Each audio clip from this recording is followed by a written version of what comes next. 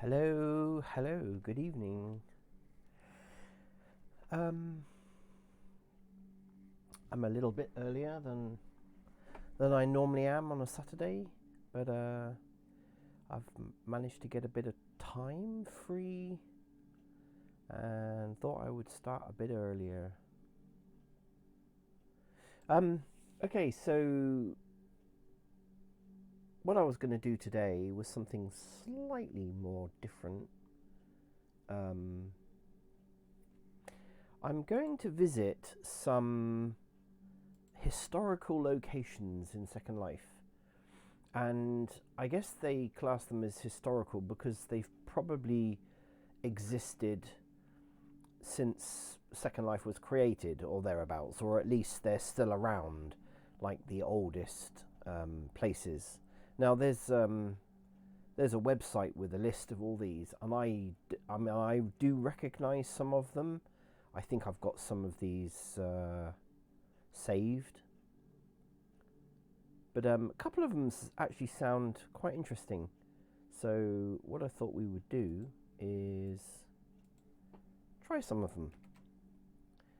Um, See where it takes us.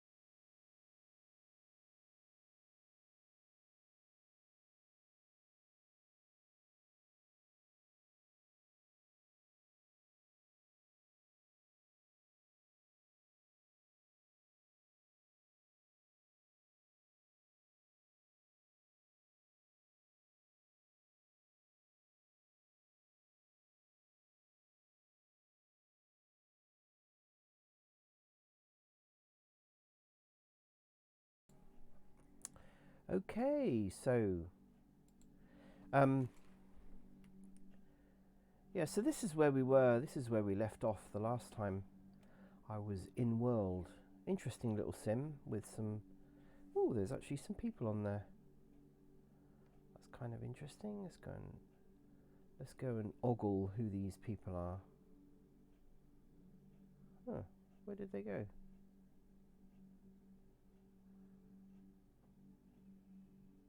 Oh, here we go.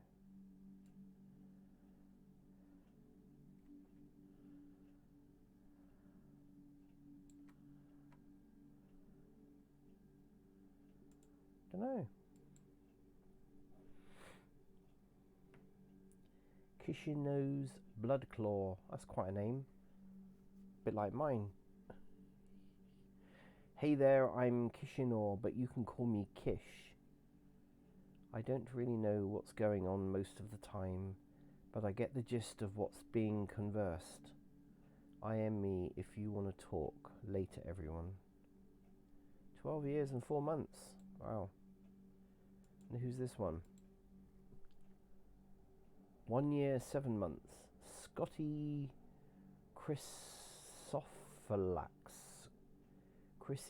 Scotty Chrysophylax. Okay.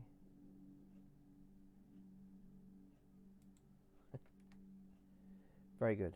Anyway, what I thought we would do is go to some older Sims.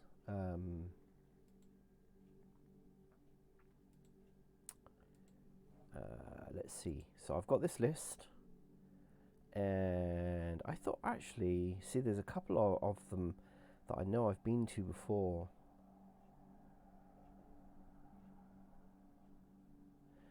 Now this is an interesting one. Deadwood, 1876. Be interesting to see if that's still around. Okay, let's have a look. Now the trouble, obviously, with Second Life is stuff is coming and going. You know, it does. I've noticed actually that it's slowed down a little bit, but you know, the truth is, in the last 2 years or so, no, I don't think this is existing anymore. I don't think the Sim's there. No, it's not. So the truth is, in the last couple of years, there's been quite a few of my favourite Sims have kind of disappeared now, which is a shame. And something else I want to do later is make a transporter, but a steampunk styled transporter. Now, I mean, I'll explain later on, but I mean, you can make these things actually really quite simple. You can just add a couple of textures and animate the textures, and hey presto, you've got. But I want to make something a bit better. I want to, you know. It's not there either. Okay. Oh no, here we go.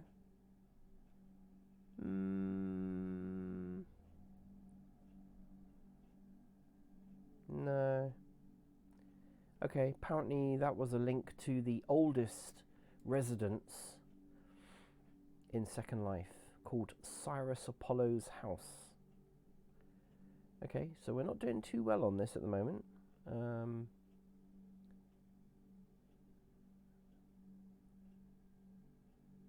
Ooh, Governor Linden.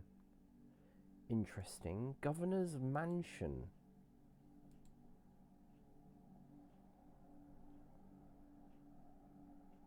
Governor's Mansion.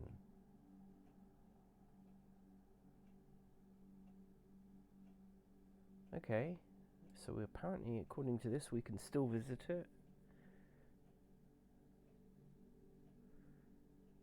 It was added around 2003.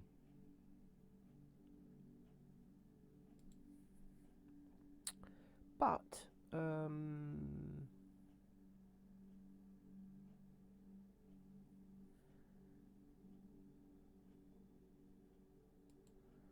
let's see if it's still there.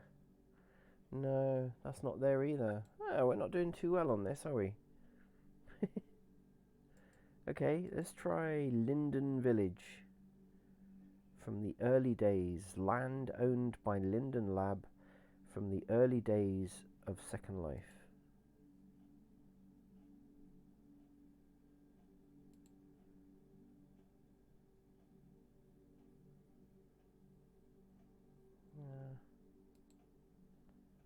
I'm guessing all of these have gone. That's a shame. We might have to give up on this idea. Well, Luskwood, I know, is still around.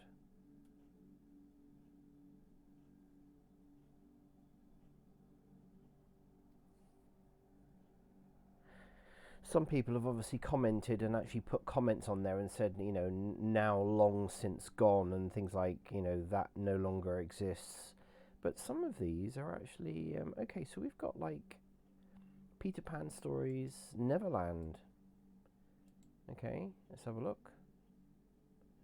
Nope. Nexus Prime. Oh, come on, there must be some here.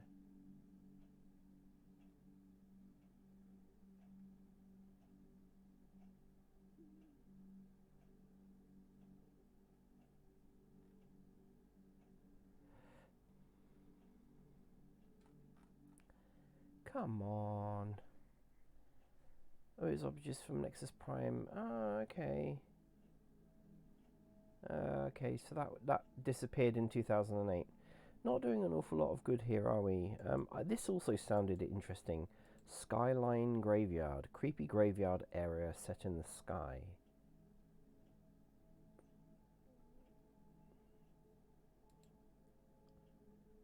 I like the pictures.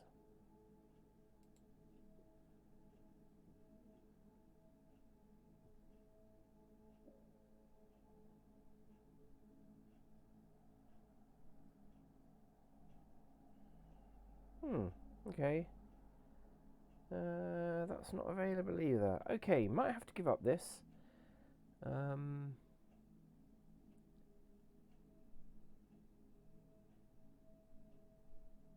Kentucky Fried Engineering Bucket.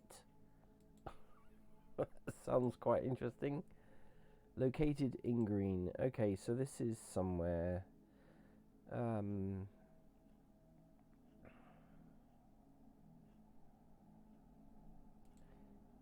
Okay, no. Okay, I think we give up this.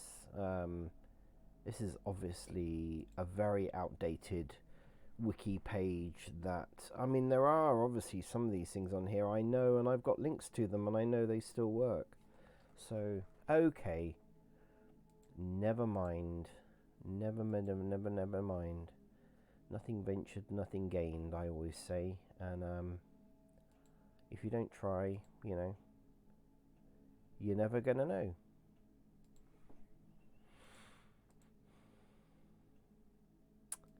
Oh well.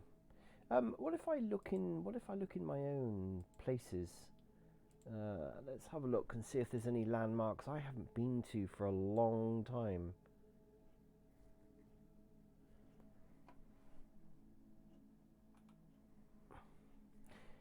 If you hear any other sort of clicks and whatnot going on, and computers up, logging off and logging back on again, I'm just rebuilding some computers I've got kicking around.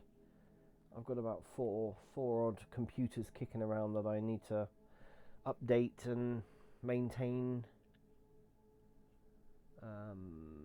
Let's see. Let's just go somewhere different.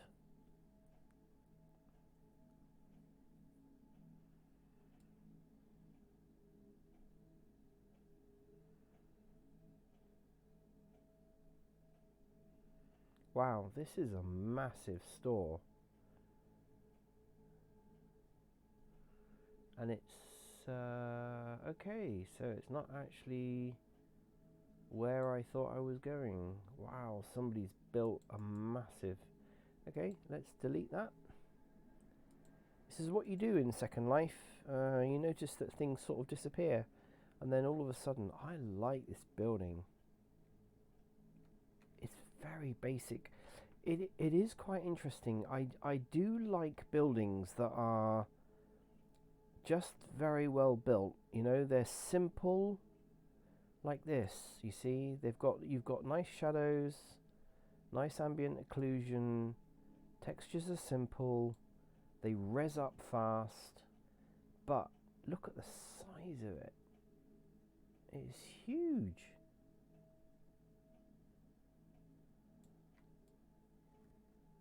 I like that. It's just simple,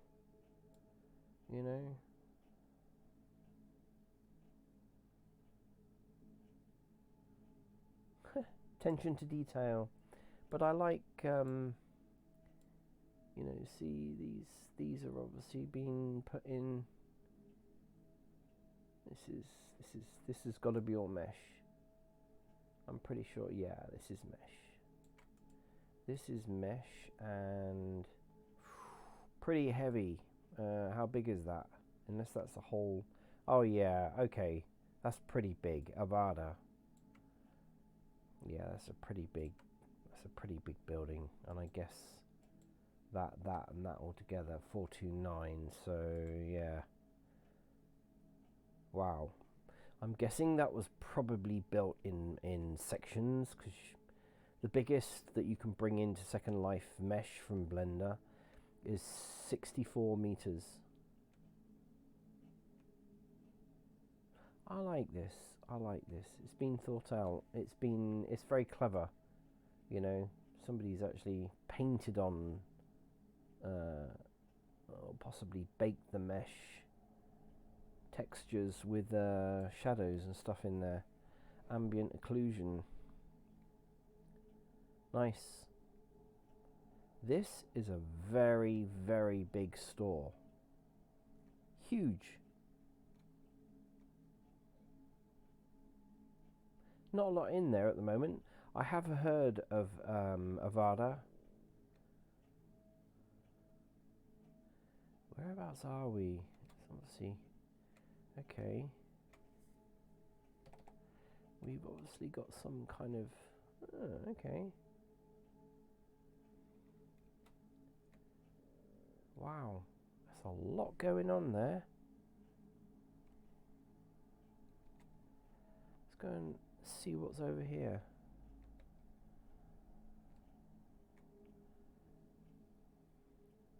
Beelzebub.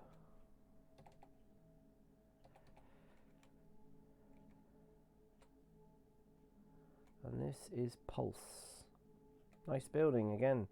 Wow, there's some really nice stuff. Very nice builds around. I do enjoy looking at other people's builds, you know. And you just see what they've done. Like anything, it's one of the reasons why I like watching other artists on Twitch. You know, I don't consider myself an artist as in the traditional sense of the word. But, you know, I can do stuff in vector graphics. I can design things I build things, I produce textures and whatnot in Blender and bring them into Second Life and play around with them, and, you know. But I don't consider myself an artist. I think we're right on the edge of a sim. We're kind of jumping up and down. So this is I don't think I've ever been here before. It does annoy me, these things. Why are we bobbing up and down? Nice buildings though. Very nice. Simple kind of architecture. Jambi, never heard of them. But yeah, there's some nice builds. Very nice builds. You can make something look really quite nice in Second Life, and in you know, its simplicity of the build from Blender. You know, but you can actually make it look really, really good. You know, sort of this kind of molding architrave type. You know, very easy, and logos and things like that. Very easy to create, really, in Blender. And bring them in, and if you texture them up really nice, it's okay. Let's go somewhere else.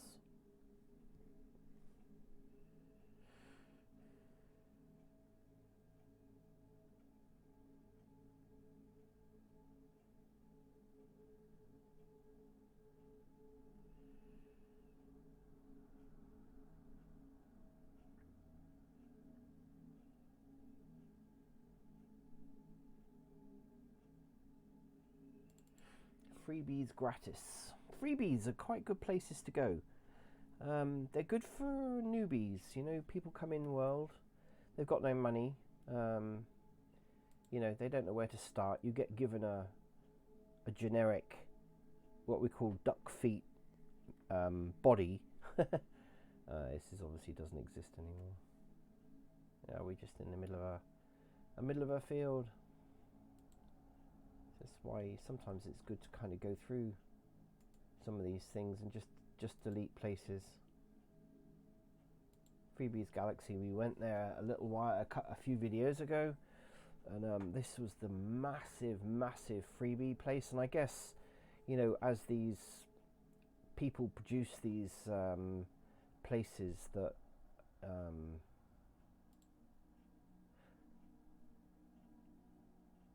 that get bigger and bigger and bigger, the smaller, you know, shops and whatnot that people just like to create and sell things and encourage people to use, they disappear because, you know, it costs money to rent. Okay, so some of these are obviously don't exist anymore. And of course they, you know, they go off world, and you never see them again. And they, you know, they kind of really good at the time.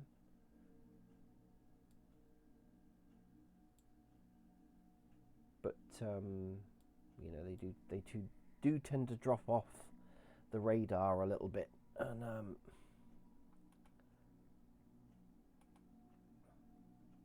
which is a shame, because I've had some stores that I used to buy, like the stores that I used to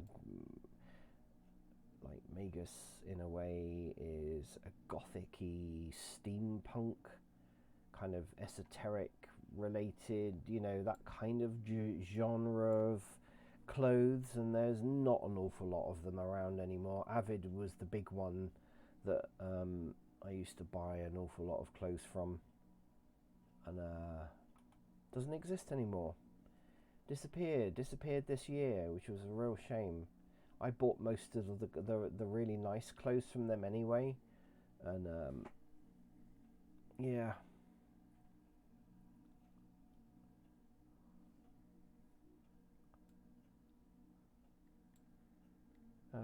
What is this? This is called Wonder Oaks. Okay.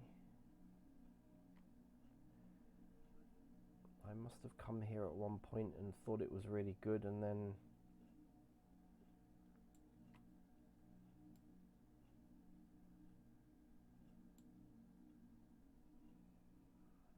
okay.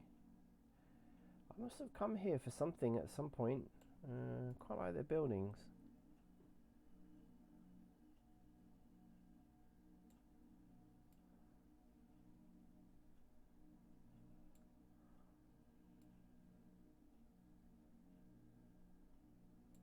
Huh. Kind of expensive, really, but Miss Mix Real Estate. Okay. I don't remember this place.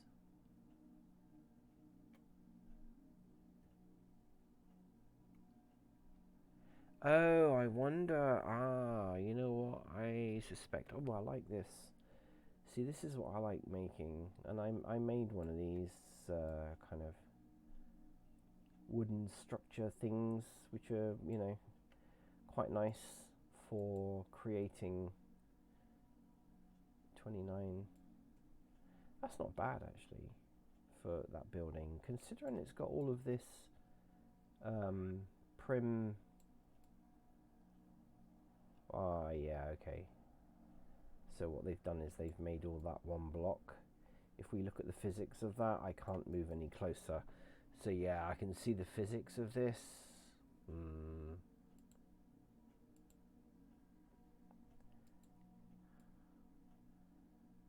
Wow, okay, that's quite interesting.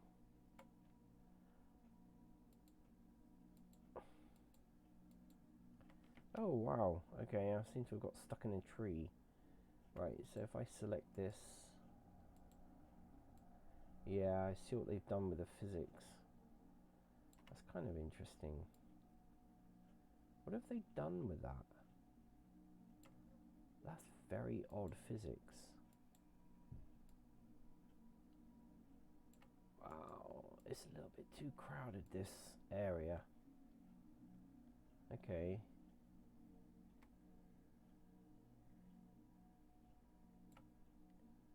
It's kind of interesting. I like it. I like it. I don't remember this. It is possible that there was about a year ago. I wanted to get somewhere that I could call home for a little bit, and was looking for somewhere kind of to rent, that came with a bit of land, and I wanted to sort of make my own skybox so that I could have a house on the ground. Had it. It was really nice, and we all used to go in there, and it was really really nice. So I'm kind of wondering whether that's why I ended up here. Okay, let's try somewhere else. Unless anyone else wants to suggest somewhere to go or do, I'm just going to browse around, literally. Botanical Gardens. Again, I don't remember this either.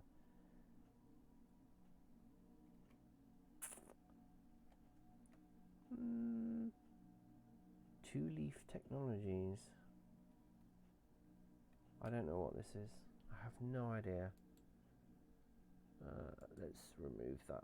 So yeah, about a year ago, I rented an island, and a small little island, and it was just amazing. But you know, it's kind of expensive when you don't, if you don't go in world and use it a lot, or you don't have a lot of friends that can use it. So I had a house and a beachfront and lots of trees, and I put a pier on there, and there was a boat, and then up high I had a kind of my own little personal sandbox up in the sky, out of the way, you know, so that no one kind of knew that it was there. And yeah, really enjoyed that. Really enjoyed that. And but it does get a little bit expensive. It kind of you know, as I say, if you're not going in on a regular basis, it can get a bit expensive. It sort of ends up costing quite a bit of money every single month, and you just think, you know, if you're not really going in, because I had a lot of work on at that time as well, you know, real life work, and it just made it very difficult. Oh wow, look at this. We've got hummingbirds, we've got butterflies, animated animals and pets, birds, fish, insects, reptiles. Animania Island. That's not where I went on the link. So, oh, it is. Okay. Interesting. Wow. Look at this butterfly.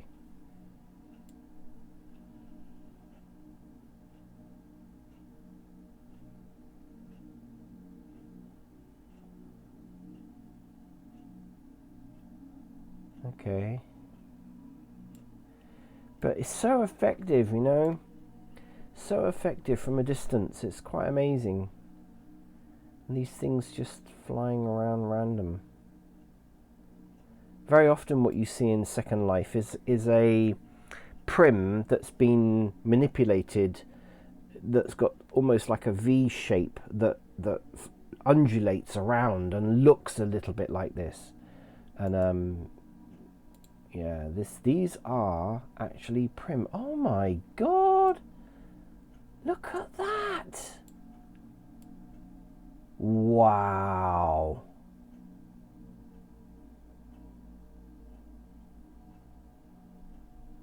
Wow, that is unreal.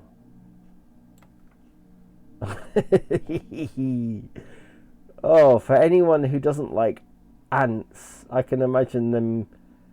It's a bit like people with arachnophobia, isn't it?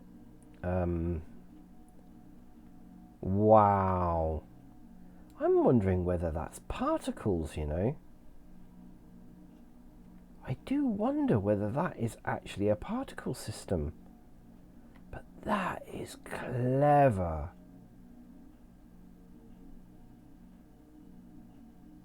Wow, that is amazing. Look at that. You can actually see the ants on the floor. Love it. Really love it. Look at this. They've got penguins.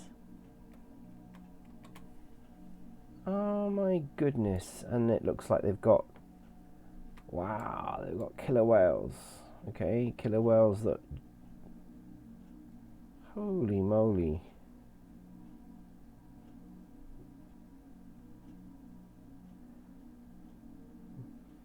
Mother and we've got some duck's feet. Oh, it's just so clever what people are doing. What is this? Ducks? A dragonfly? Wow.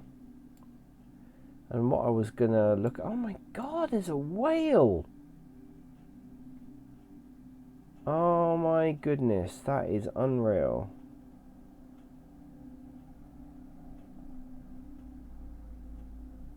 Wow, it's a sperm whale.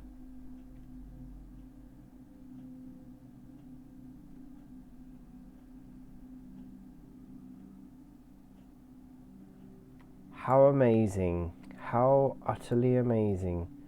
What have we got out here?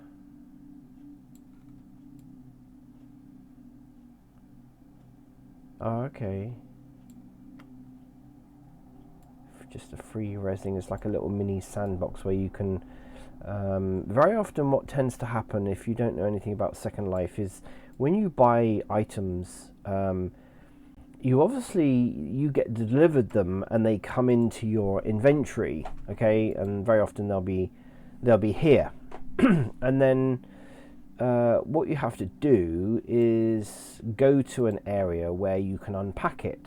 Now if you look at the top here, that box with a sort of an exclamation mark thing on it, I don't know whether you can see that really, it's kind of up the top.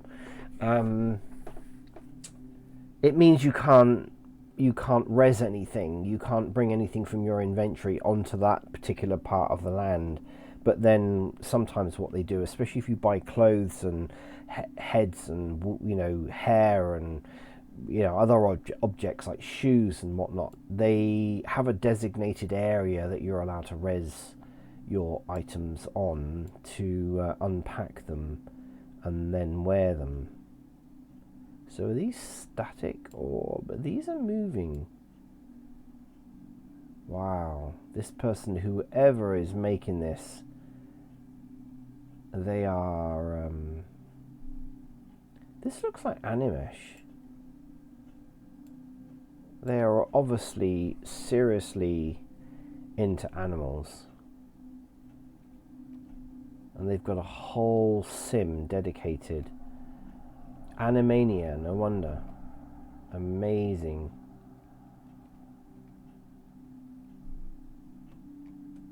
We've got hummingbirds. We've got macaws. Wow, we've got swans here. We've got ducks.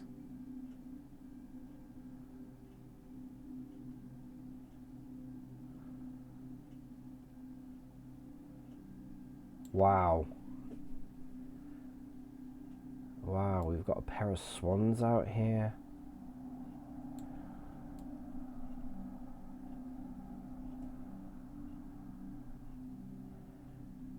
Amazing. And we've got ducks, mallard ducks. Wow, that is pretty neat. That is pretty... oh, we got a pelican. We've got a pelican swimming around or paddling around. It looks like we've got a coot. Oh no, these are what are... oh, we've got a heron as well. Oh, what are these called? They're not...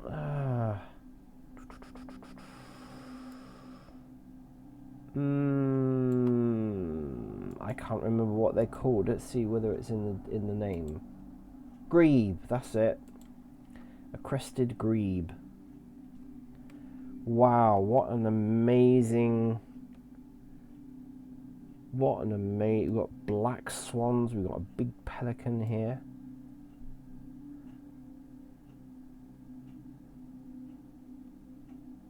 Texturing is amazing.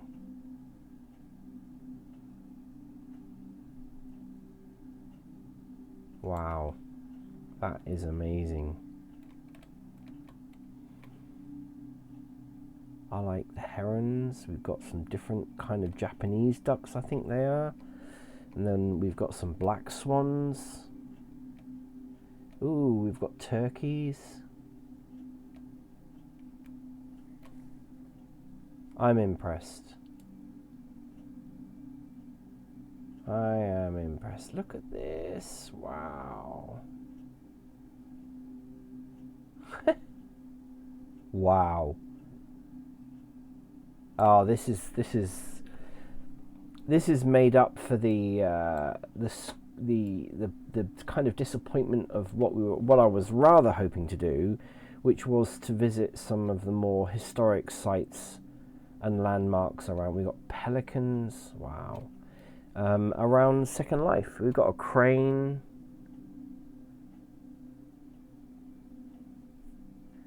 And that's what I was rather hoping that we were going to do, was We've got a woodpecker here.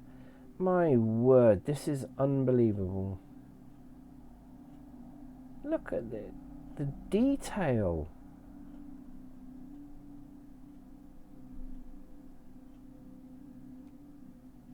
Wow. We've got Mr. Crane here.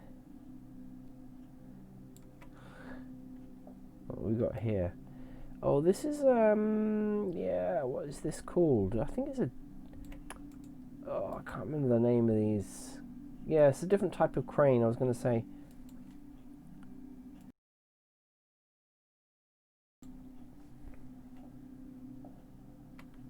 Amazing.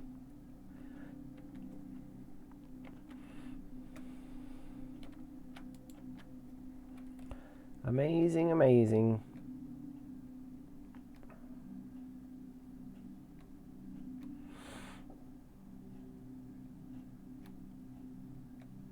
So many. We got magpie. Wow.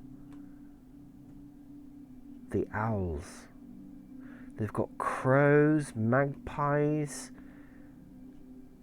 Wow. If you are seriously into birds, etc., this is definitely the sim that you need to come to. They have got an enormous range of birds.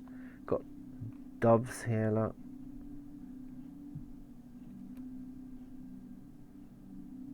Got massive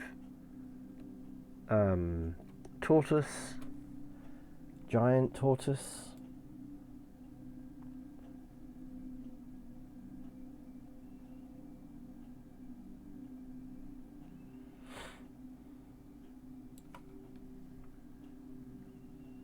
Amazing. That is, you don't always see a lot of sims around Second Life like this, but this is quite amazing.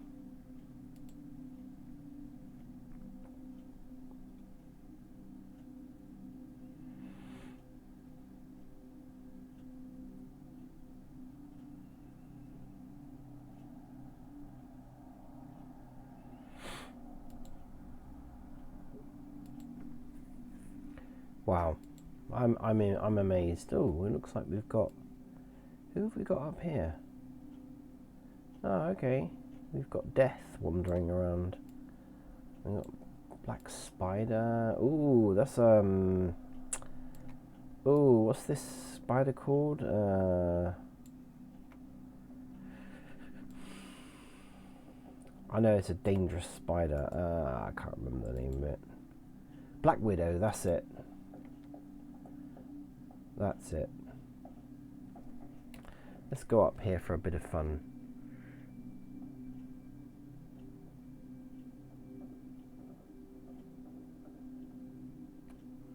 Looks like we've got a vulture over the door.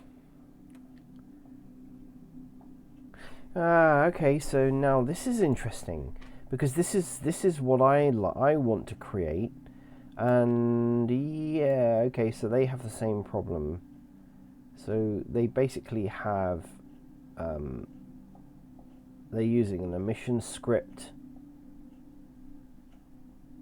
and they're just using that. It's like the similar as the smoke script that I use, and they're just using it to create this kind of an effect, which, you know, it does work. It just, if we look at this at night, it's very effective. It's actually pretty good.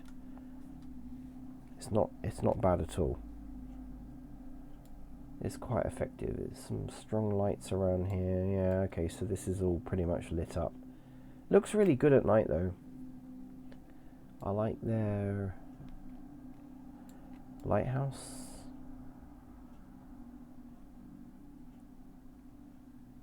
Nice detailed lighthouse actually.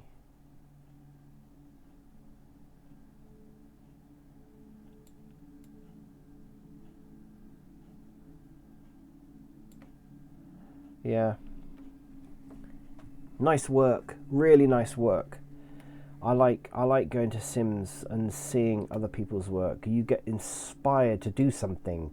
You know, it's like, this is one of the reasons, like I was saying earlier, about watching other artists. You know, I'm not a I'm not really a graphic artist. I wasn't trained as an artist. I'm kind of self-taught, and you know, I don't really class myself as an artist at all.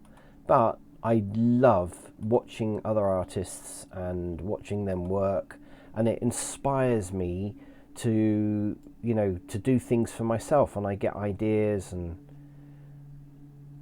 this is pretty simple building, but effective. But yeah, that's why I love watching other artists. It's good to see how things are done in a way. We got like a little fairy here. Ooh, okay.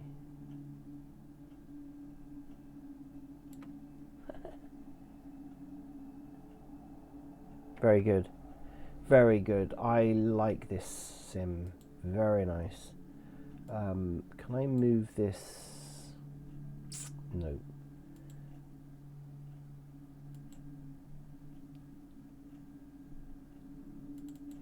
Let's go to Witch's Island. Witch's Island can sometimes actually be quite good.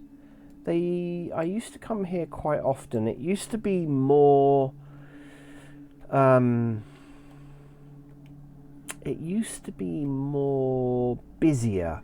You know, there used to be a lot more, and I think it's because, what do we got here? So I think, yeah, so the time is 10 a.m. and they don't have anything on until 6:30, and then 7 o'clock. Okay. So it's kind of American time. Everything is American time now, which is, I think, why things have changed a bit on this sim. There used to be people here all the time. There used to be a lot more people from Europe time zones.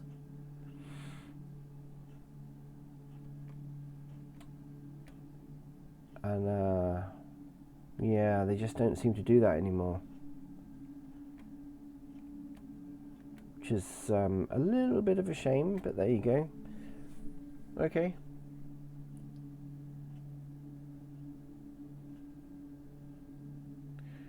Quite why I've got two of those, I don't really know. Anyway, DRD main store. Can't remember if we've been there or not.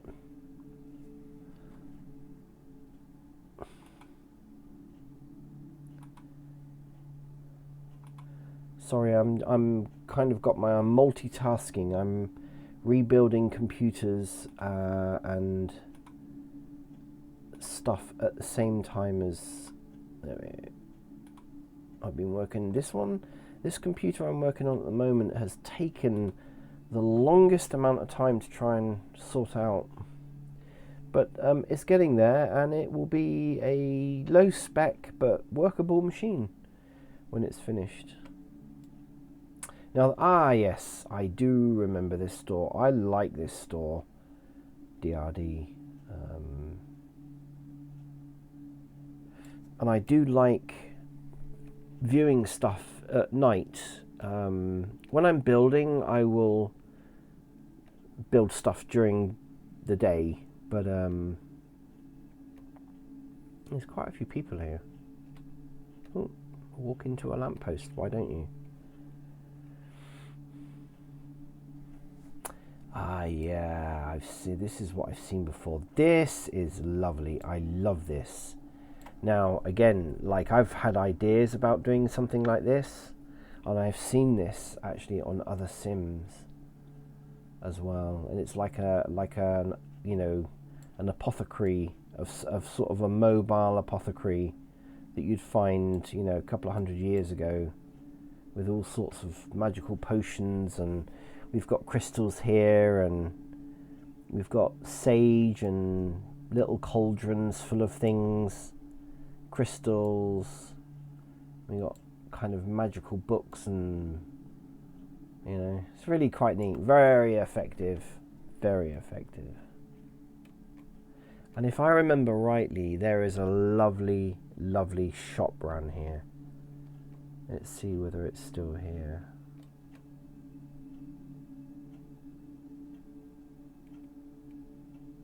Maybe it's not down there.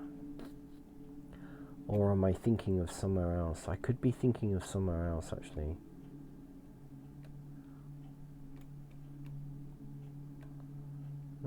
I am pretty sure it was DRD. But anyway, I keep walking into lampposts. Yeah, these shops are empty. Some of them are empty.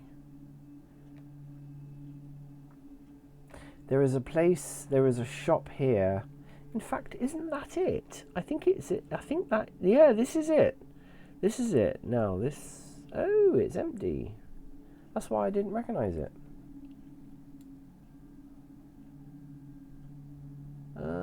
Okay, it's empty, but it's also a different colour.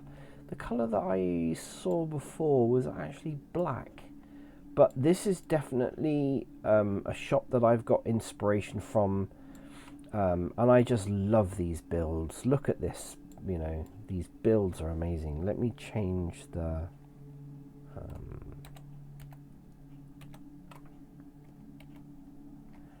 there we go, it's kind of a sunset type. Oh, look at that, we've got lots of caskets and... Very good. Very good, I like it.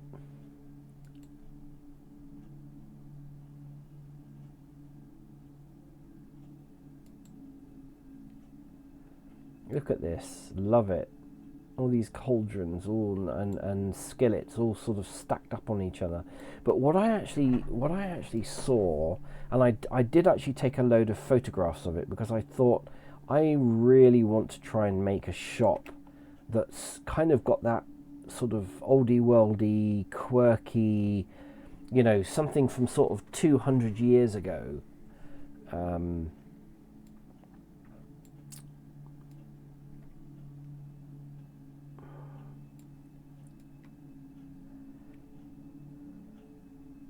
I love the builds here. Very, very nice. You know, this greenhouse kind of effect build, sort of glass house.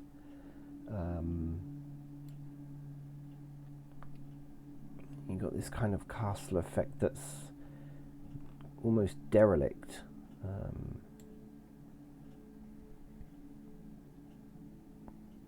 Sim is very interesting.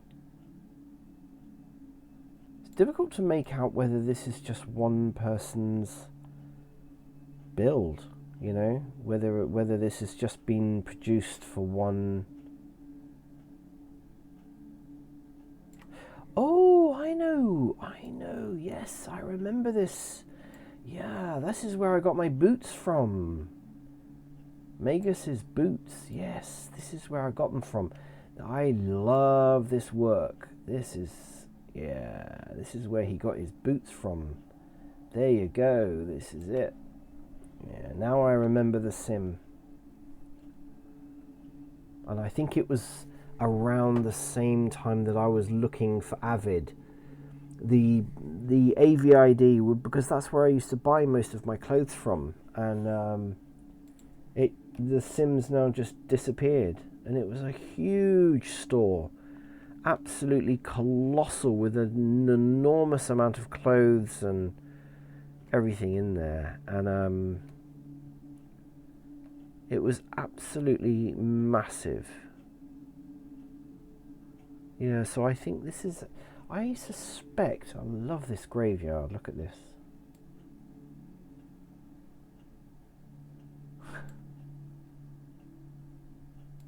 Wow, there is a lot of detail on this sim.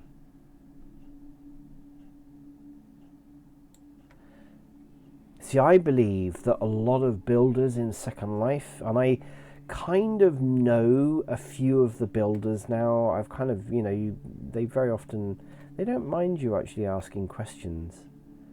And I like how this is all bricked off. Actually, this looks very similar to... Yeah, it's empty. And I kind of know some of the builders here in Second Life, and they are game creators. They are game world creators.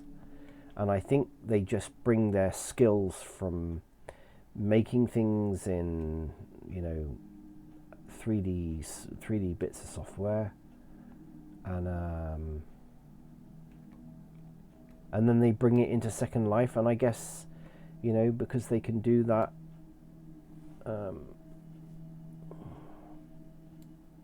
What is this? And I guess because they can bring stuff into Second Life, and it, you know, it looks like it's got game quality, I guess, graphics about it, and they can make it look very, very realistic. Ah, I see. So all of this is actually for sale. Wow. So this is one person's sim. You see what I mean about the pricing? You come to a place like this and somebody is selling a whole castle for the same amount of money that somebody just built a tiny little woodland cottage for actually they were selling it for more. Does make you wonder. They've put the land impact on everything. Wow.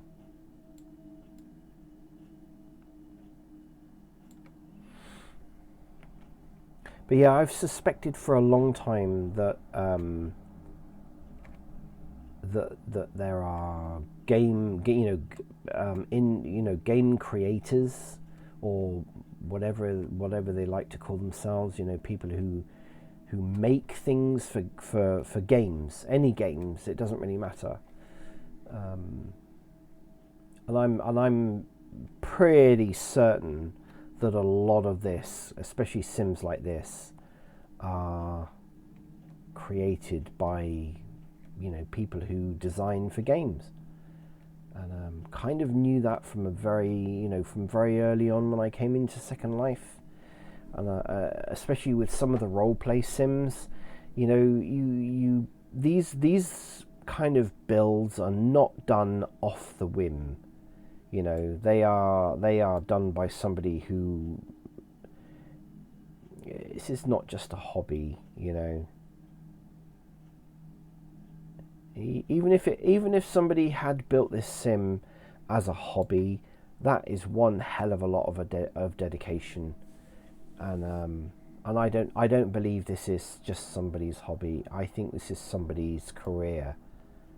You know, somebody who makes game assets and gaming worlds and such like, and they just, you know, make their own sim or whatever it is, bring it in world, and you know, they can use it for coming up with ideas and obviously making money to pay for the sim.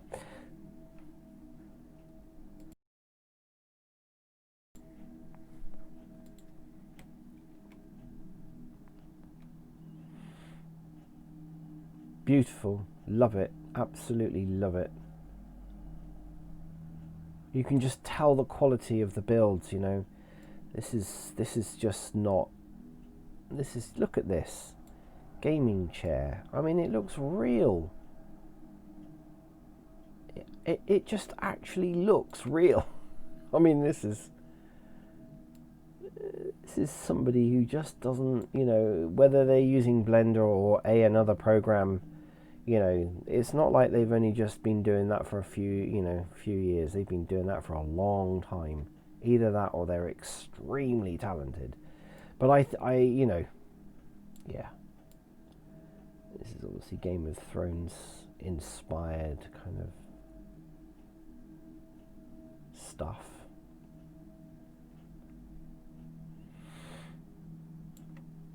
Interesting. Very interesting. Love this. Yeah. And as that's at the top, I think this is a recent, I don't know quite when I added that on there. Okay, it was 2 years ago. So 2 years ago, obviously just haven't been back to this sim very often.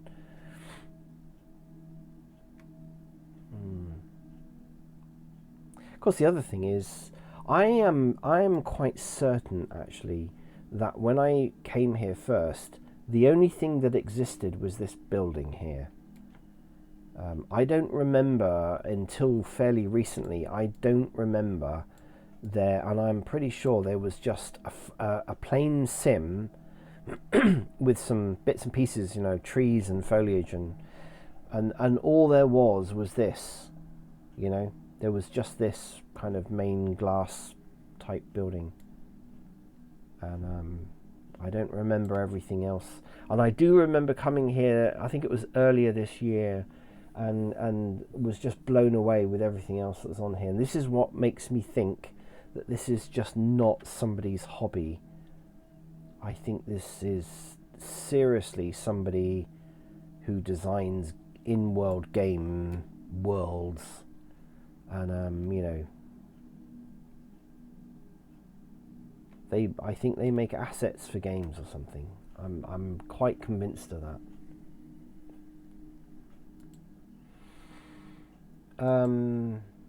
Okay.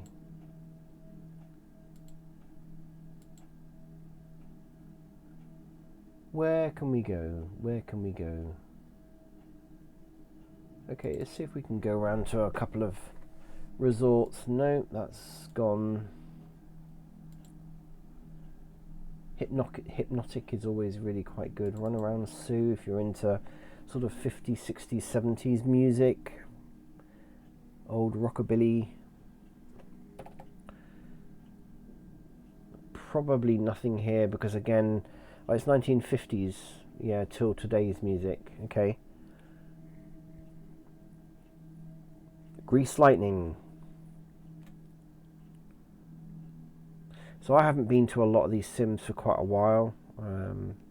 Your tastes go up and down, really, I find, with Second Life. You know, you kind of... Depends on what you're interested in building. I mean, I like creating things.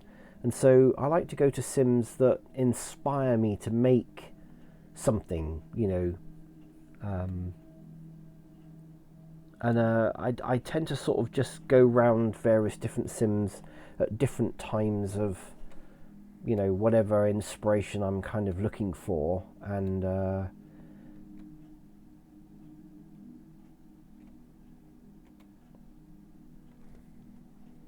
And I save the landmarks, and then, you know, I'll go back maybe a few years later, and it's disappeared, or it's moved or something. This is very, very simple. Very simple structure. Yeah.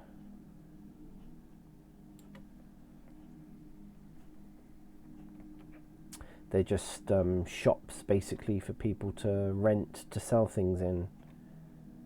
Which again, you know, if you're a creator, is actually really quite a good idea. It was one of the reasons why I got into it, and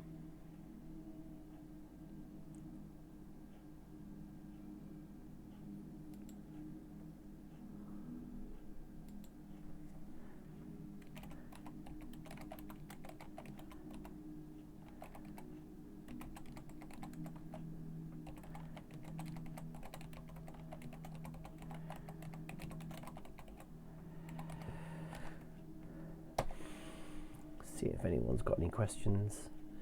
Maybe not. Don't know. But yeah, so, you know, if you're into it, whatever it is you're into, it doesn't cost a huge amount of money actually to. Looks like somebody here makes hair. Men's hair. I must admit, men's hair in Second Life is crap. Some of it's quite good, but the majority of it is crap. Women's hair, on the other hand, is limitless.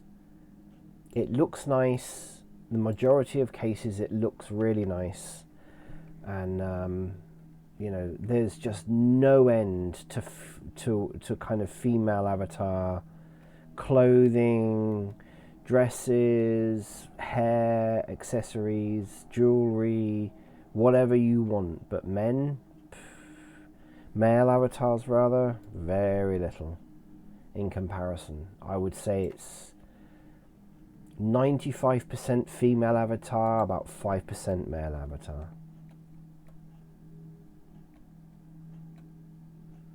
And what the shame is that most male avatar clothing stores and shops, etc., are all gone. They're pretty much all gone. I don't know who this is. I think this is probably a bot.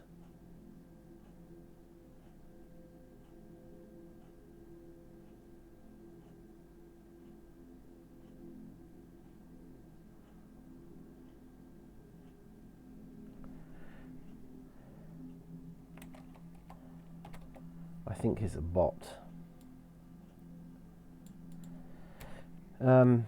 These kind of like greeters things, you know, when they sense an avatar near them, and they kind of just come out with this standard greeting thing. Yeah, I think it's a bot.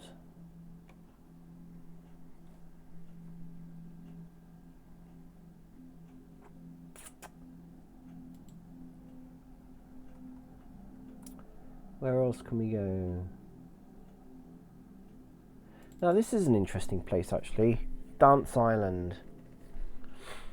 I like the music here. Obviously I can't play it on Twitch, but you can see what a lot of Sims do.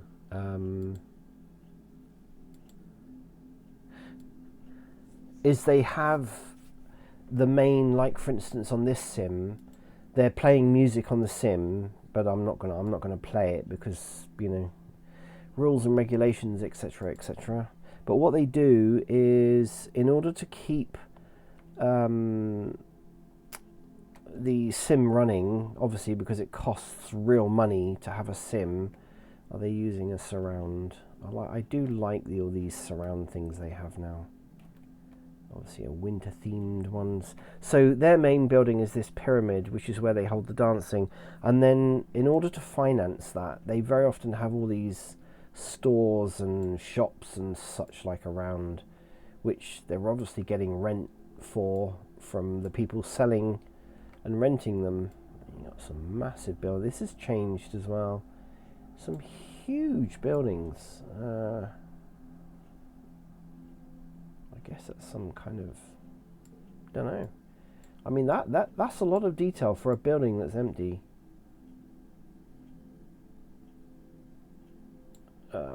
Very often these buildings are kind of what I call fake, you know, they're just there for show. And yeah, that's also quite a lot of prim for just a building that's not doing anything. I mean, it's impressive to see, but and then you got, see, like this kind of building here. I'm pretty sure this black building in front is fake. It just looks like that, you know. It's not anything. Oh, crumbs. Yeah, okay. So it's kind of fake, but it's not fake. Ooh, it's not fake. Wow. Yeah, it's just typically, you know, a lot of these buildings, they just put them there to make it look like, you know, there's something there. I mean, I've seen whole sims with fake buildings, and it's literally just a, you know, a rectangular empty, but on the outside it actually's been textured up to look like a building. And so anyway, this is quite interesting how I seem to be bobbing up and down. This is a new thing for some reason. But anyway, so we've got you know, this place here, real DJs, real music, real people, and they've been going for 13 years. Let's take a peek inside. Like the building, actually. I like the building. Not really polite to be sort of flying around buildings, so you know, you kind of have to respect. Oh, automatic doors, sensor. So interesting. So there's no, this is interesting, there's no one here. This is usually packed, this place. Maybe it's a bit early. Could be a bit early in the day, maybe.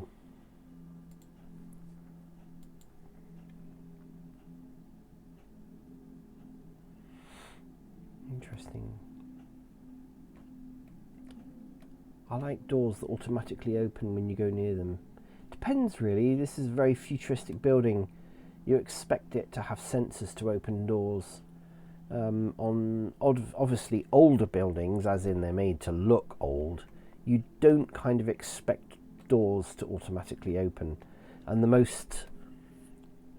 the funniest thing I've ever seen was a place that I used to rent that was a cottage from sort of 300 years ago. It was an old woodman's cottage, and when you clicked on the door, it had the noise from Star Trek, with the door opening, and it was just really weird.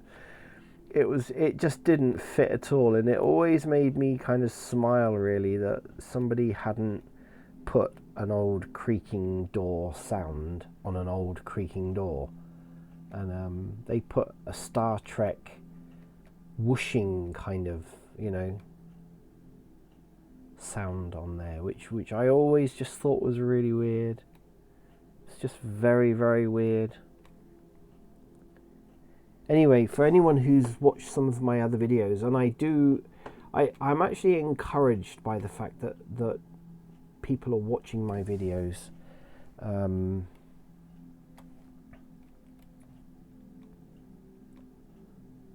Okay, this is interesting. I wanted to see whether this... Ooh. Okay, now I'm stuck. Oh no, please, I don't want to get stuck on here. Okay. No, we're not stuck. Let's go up. Just wanted to see what this building was like inside. I've got another project that I want to do, actually, which is to make kind of a nice... I've always been fascinated with abbeys and monasteries and places like that, because I actually went to a monastery when I was younger. I was between sort of the ages of 11 and 12, maybe 13. I went to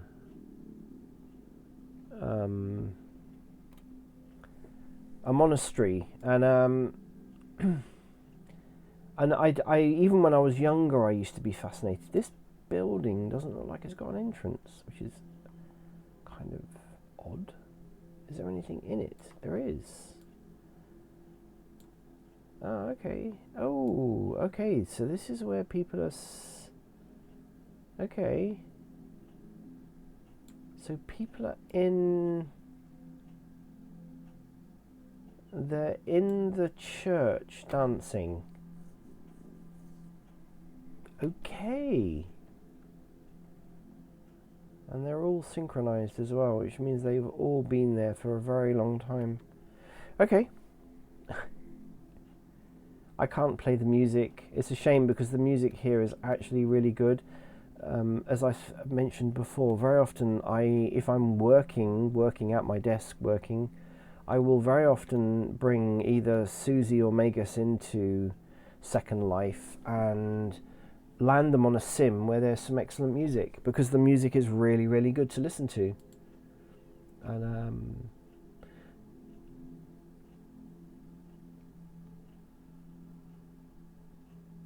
okay, where else have we got? We got Frank's. I think Frank's is gone now. I don't think Frank's is around no, I don't think it's around anymore. Jazz Club used to be really, really nice, actually. Very sort of, you felt like you were in an upmarket, obviously, dance place. Actually, let's go here. Oh no, that's gone as well. Wow, there's a load of these have gone.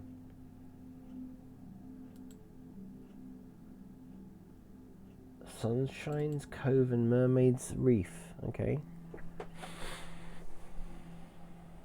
Okay, that's gone as well.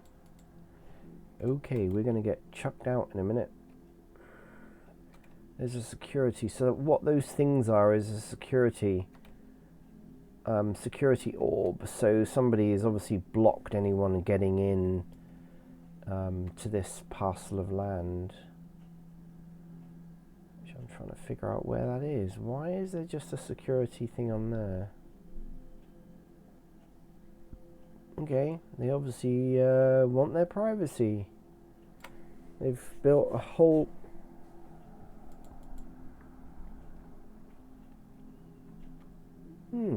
Okay. Interesting. This happens, so this place is gone.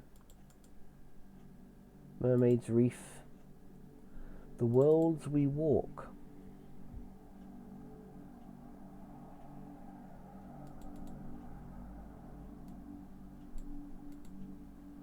I usually don't like accepting things when you go into a sim. You end up with a massive amount of, oh wow, yes, now I remember this one. This is I remember actually when these people only had a few dinosaurs. Yeah, look at this. This again is fascinating. Again, I really think that some of these are created by people who make game assets and, you know, 3D worlds and all that kind of thing, you know. This is sort of Jurassic Parkish type stuff, isn't it? Very cleverly done. Very, very clever.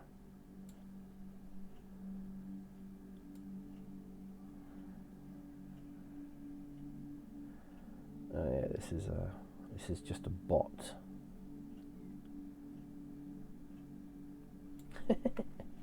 Discount eggs not working. That's quite interesting. And this shows you good customer service. So when you buy something from any of these in-world stores or actually online, and for whatever reason, you know, it's pretty rare that you never get it, but you know, it could be that something got screwed up somewhere along the line from resing it, you know, losing the items.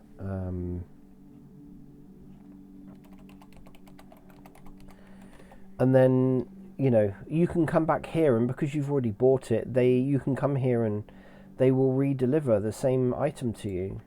And you know, obviously I would imagine there's some kind of tolerance level where, you know, if you came back like every single week and did a re-delivery, there'd probably be a point where they'd think, yeah, something not right here. Wow, look at this. Somebody is seriously into dinosaurs.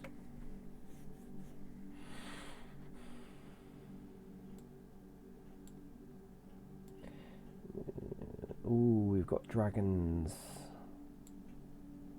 Wyvern. Mesh Bento Avatar. Oh, they're actually avatars. Wow. Wow. So you can actually turn into a prehistoric animal. Very nice. Very, very nice. So this computer is nearly finished. It's just defragmenting.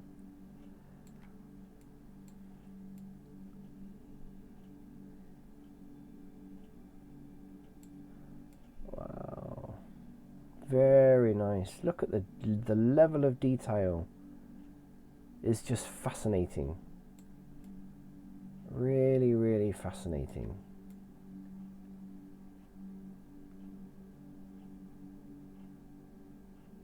Wow.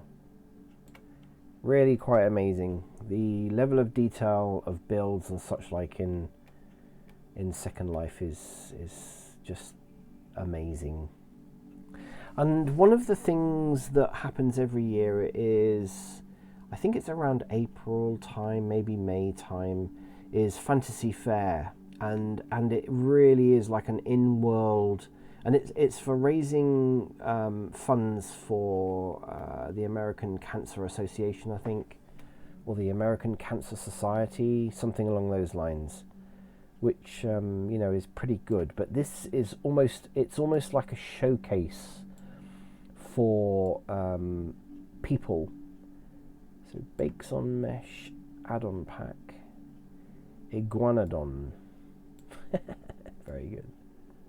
I love it. Look at the detail, is just amazing. Look at that. Quite amazing. Quite amazing. So you see an awful lot of people who showcase things, their builds and creations and such like in Fantasy Fair. And then I remember this place actually, and again, I think it was a couple of years ago, and it was very basic. It didn't look like this at all, and hence I think again, you know, this is kind of you know, somebody who makes game worlds or in-world assets or something, and quite amazing. So you can actually go in. If I remember rightly, you can go in. Include show is do not attempt. So this is like a role play sim.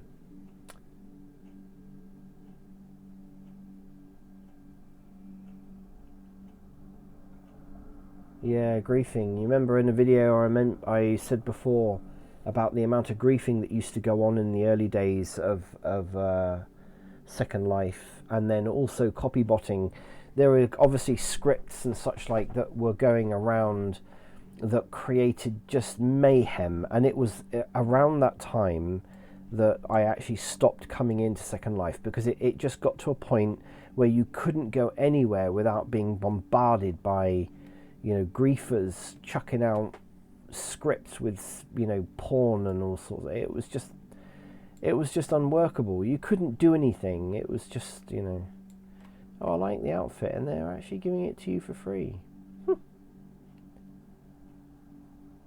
Interesting.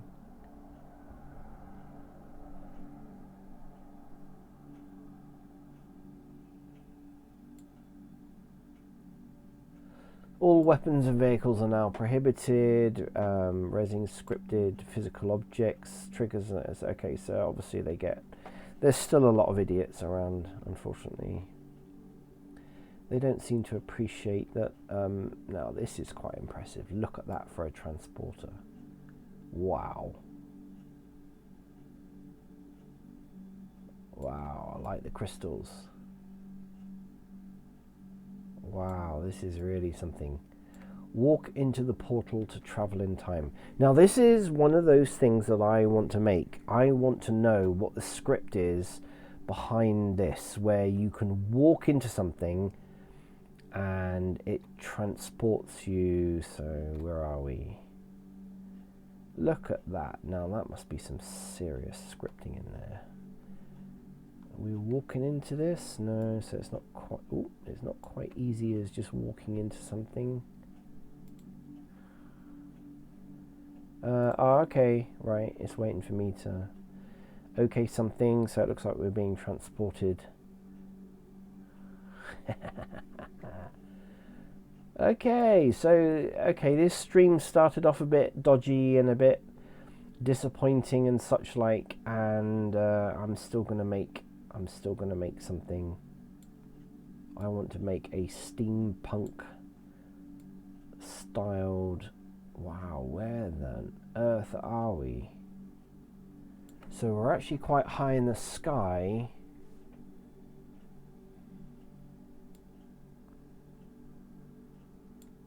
I don't know where we are, but it's impressive.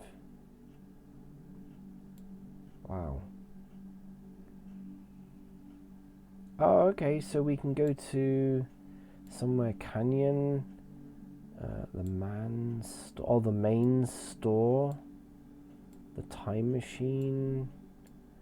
Oh. The abyss. Oh, okay. Jurassic Jungle. Now that sounds interesting. Wow. Okay. So we've got kelp gardens. So these are all teleporters, basically. Okay, so I'm interested in... Let's go to the Jurassic Garden. Oh, okay, like it.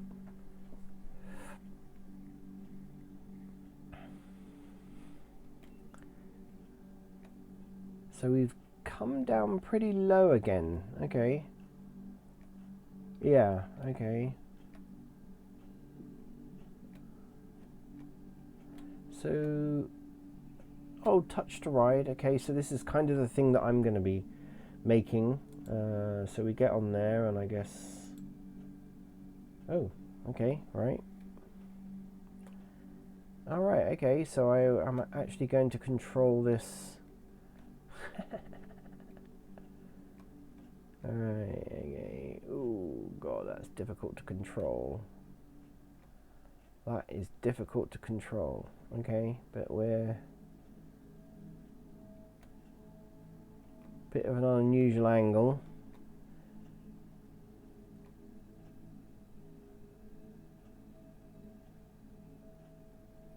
I just think there is some people around in Second Life who are obviously game designers or whatever, and they must spend hundreds and hundreds of hours, if not thousands of hours, designing all this.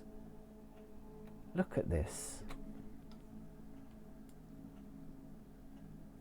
Look at that. That's just unbelievable.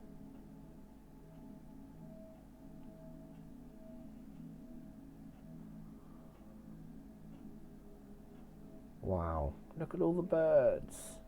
So what I was saying earlier on about a prim that's been manipulated in such a way that it kind of makes it look like these things are, but actually if you look at it long enough you notice that they are just going round and round and round in circles, and there's the prim.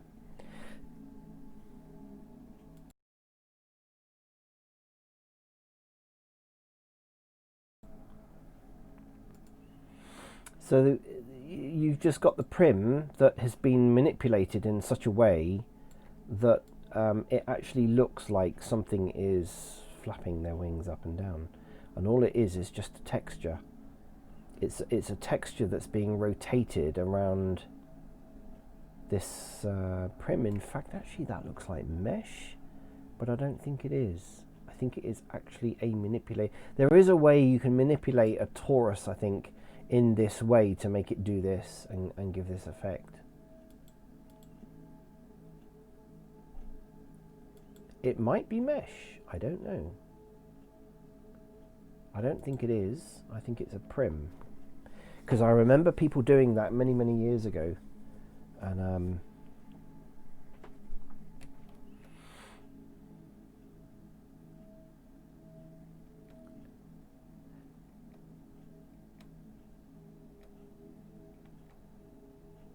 wow, this is amazing. This is really amazing. Look at this, the kind of these obscure trees, the texturing, everything. Really looks like a prehistoric jungle. Ah, okay, so I'm guessing this is where some of the other worlds are that you can go into. So we've obviously got a volcano. We've got lots of prehistoric animals flying around. Amazing. Amazing. Very clever. And like I've said before, a lot of the time, you can make things look really good, and it makes a difference if you can spend time, making something look good. And then there's this kind of level where, even on close inspection, it looks amazing. You can tell, obviously, it's a game asset of some sort, but it can look amazing even close up.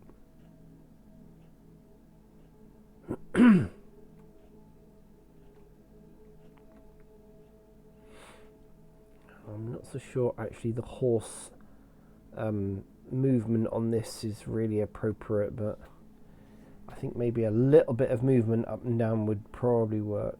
How do I get off of here?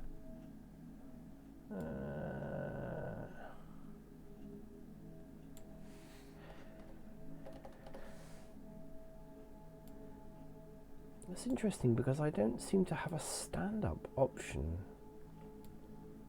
Okay.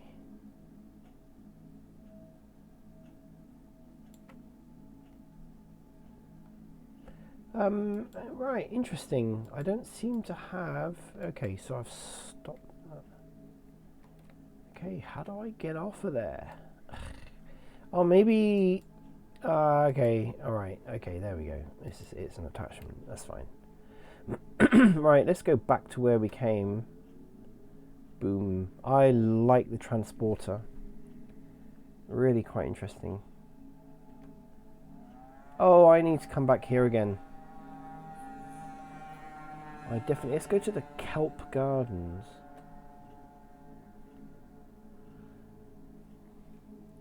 See, again, it's interesting how you can actually spend quite a lot of time in Second Life, really, just exploring. I mean, a lot of people like myself do exactly this. You know, you just travel around, you look at these amazing sims, you look at what it is. So again, okay, so I think this could be particles. Yeah, I think it is.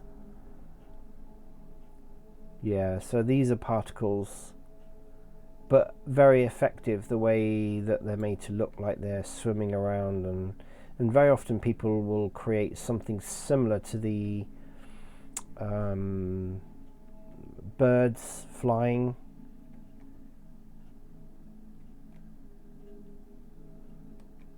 Okay, so I'm guessing that it's kind of, we imagine that we're actually under the sea.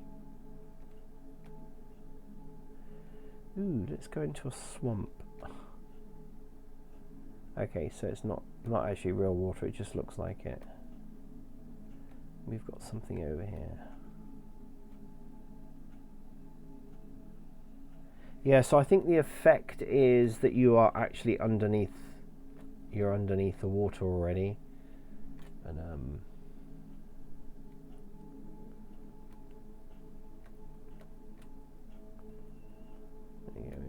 can we go down further? Maybe. Interesting. Okay. Okay. It's good.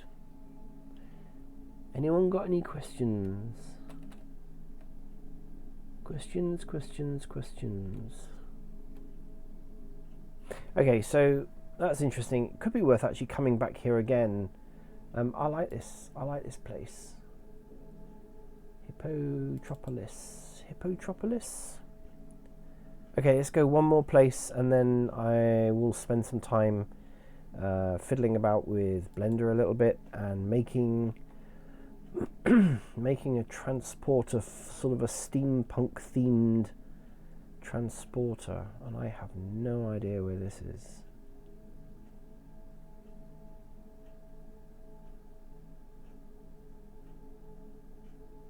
Okay.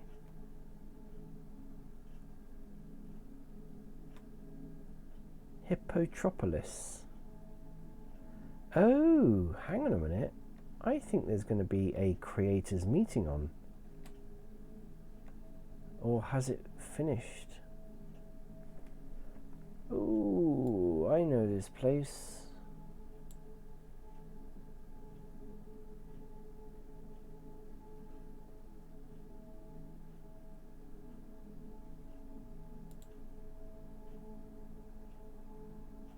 Interesting. If I remember rightly, this is a creators meeting. This is a creators meeting place for Second Life. Dan Linden. Extreme Bug Hunter. Okay.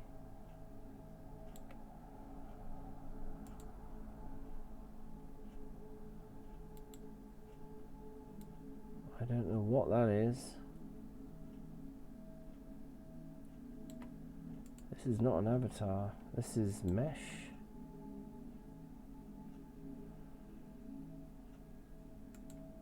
That's mesh.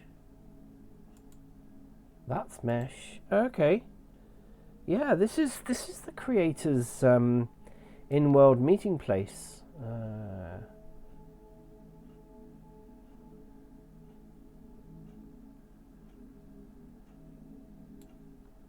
What is this person doing? Cindy. Cindy is just a bot. Okay. That's a bit of a weird kind of turn-up thing. Okay, so I tell you what I want to do. I might go to Builder's Brewery, one of my favourite places to go and build, but it might be busy. It might be busy and it might be a bit laggy. No, it's not laggy, but it is busy. Ooh, somebody's building something big. This is one of those fake buildings I was talking about earlier. You know, it's similar to what I did on my SimSurround builds, where you just create a very, very simplistic mesh building and you texture it to make it look like a building, but the reality is there's absolutely nothing inside it. It's just, you know, and it's going to be low land impact. So that whole building is only 7, because all it is just like a mesh building, very simple blocks with textures on it. What I'm going to be building is not going to be very big, so I need to take a comfort break in a minute. What I need is just a very small place, so I will put myself over here somewhere where I'm not in anyone's way. Yeah, we got somebody on a bike. Ooh, cool. Wow, that is one hefty bike. And he's naked. Okay.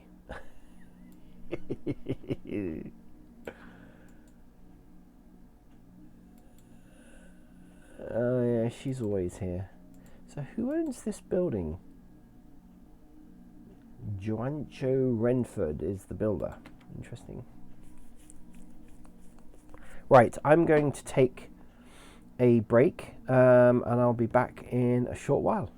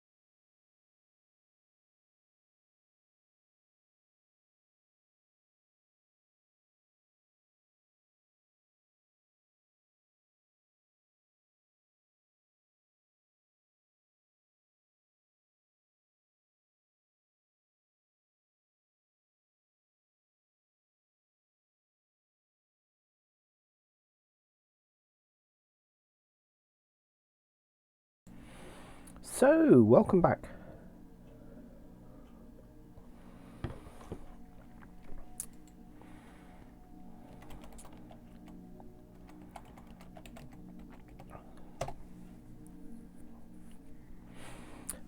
Okay, so my kind of outcome for today. Wow, there's quite a few builders here.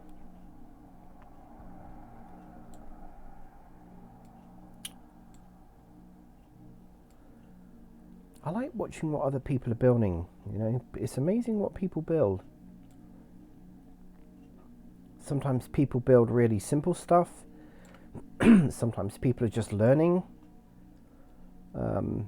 These people are actually quite interesting. There seems to be a group of people, and they're nearly always in this particular area.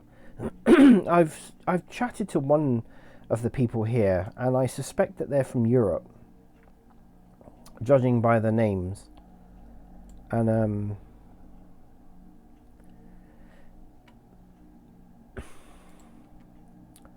they build all sorts of stuff, from really simple to quite complicated bits and pieces, and they just seem to like one guy just seems to like creating houses, which is, you know, as I say, quite interesting.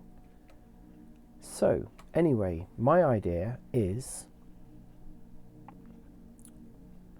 I want to make a simple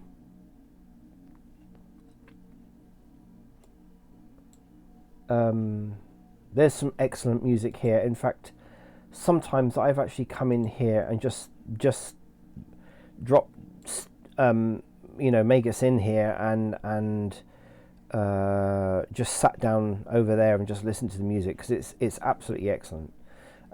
It's kind of all 80s style sort of music, radio station type thing, and it's just really good. Right, so what we're going to do is we're going to go into Blender. Let's go into Blender. Okay, so I'm using the latest stable version, which is 2.91.0, and I checked today to see whether there was an updated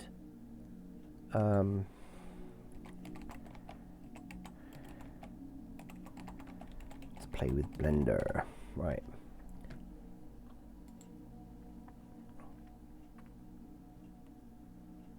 Anyone else here at all?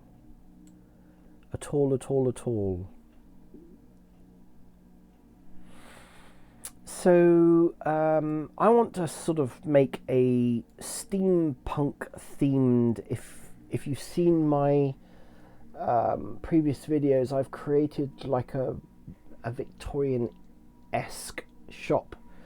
Very simple, low land impact, and of course there's a second floor or a first floor, whatever it is. So there's no stairs because it's a fairly small building, and so I want to create a very, very simple like little transport system. Now I've already done the script for the transport system and just made it, you know, a simple block. But what I wanted to do was to create and I want the land impact to be like one if possible, but 2 at maximum, because it's really just going to go on the floor. And I've seen these around quite often where people have just created a very, very simple transporter that you click on or you stand on it. I mean, I would like to make one that you stand on, but typically you click on them and then you get transported. I've yet to come across an open source stand on script that allows you to transport. If you know, again, I'm not a programmer, and I'm not a scripter, but I can understand the basics of a lot of things and make things, you know. So I was going to create a cylinder. I'm going to make it round. My idea is that I will have, this will just be two items. They're two prim, basically, two mesh.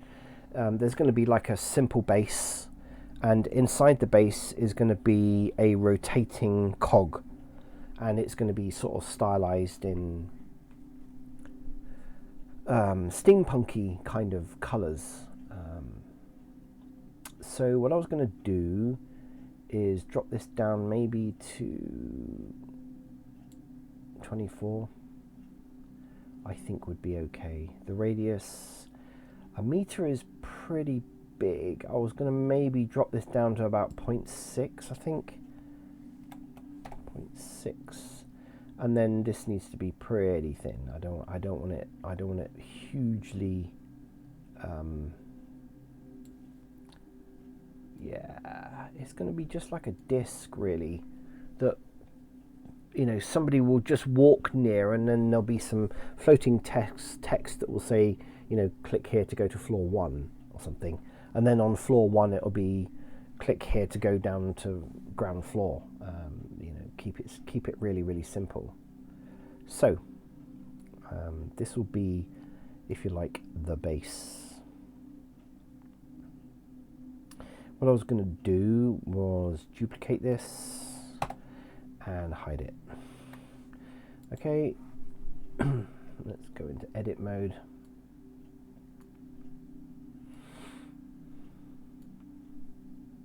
All I was going to do with this, okay, was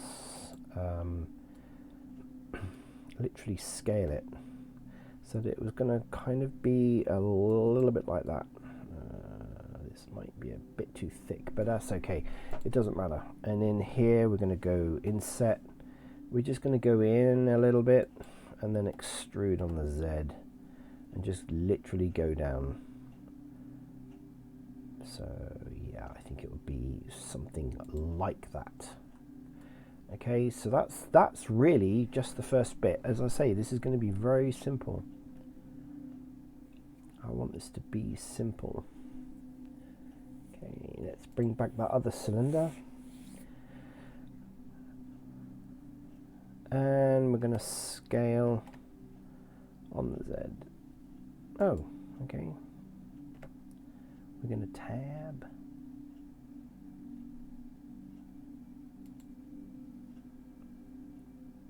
We're going to scale on the Z, bring it down, something like that. Okay, so my idea was that I was going to have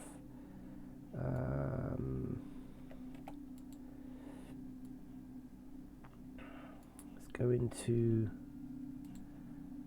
yeah, okay, there we go. So I want to grab that and go up very slightly because I want that to just be about there. Okay.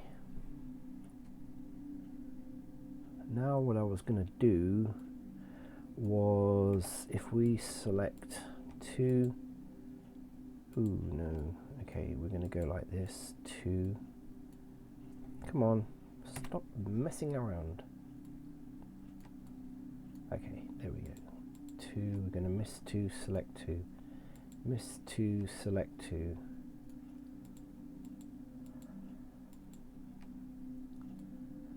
miss 2, select 2, and then we've got that, there we go.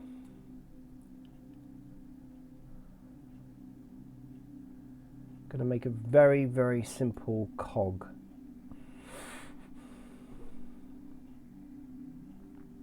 What I was going to do then, if we come out of that mode, I was going to use this.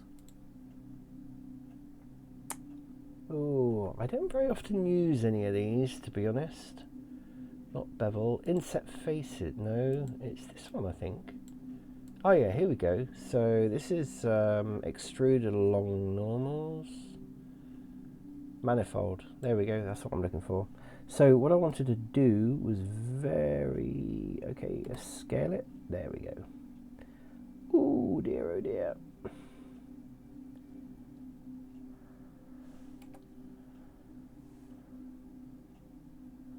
That produces some really strange effects, but anyway.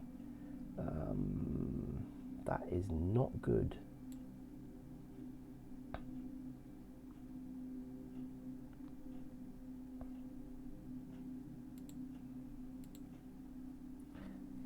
That's still not working correctly, is it? It really isn't working correctly. Okay, let's get rid of that. Let's go back here.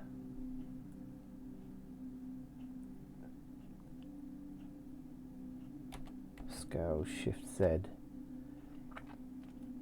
So we can go along that route, which may just be the best route to go down, I think. No, that's not good. Scale on the Z. Let's go the other way.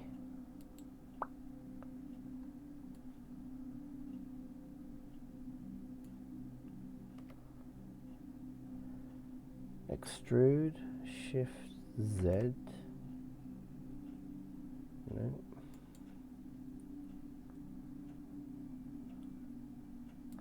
We want to go down along the normals. Extrude.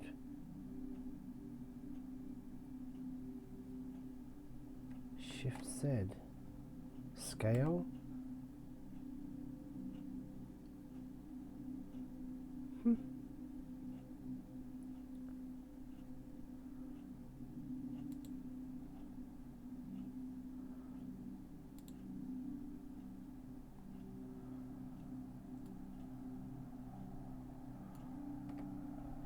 This is not playing ball. Shift Z. Right, okay. All I want to do is extrude, scale, Shift Z. Is this keyboard working?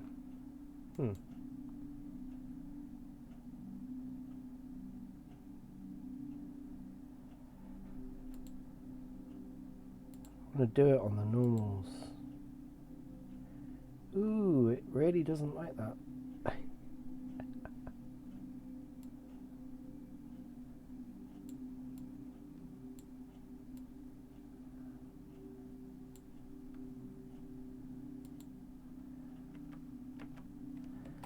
Oh dear. Okay.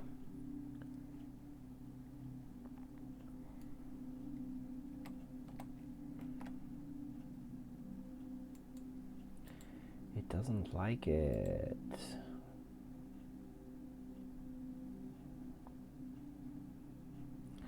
Extrude, scale, Shift Z. Okay, let's just do it like that. Let's just do it like that. It doesn't want to play ball for whatever reason. The thing is, I don't like the way that has done that. Interesting.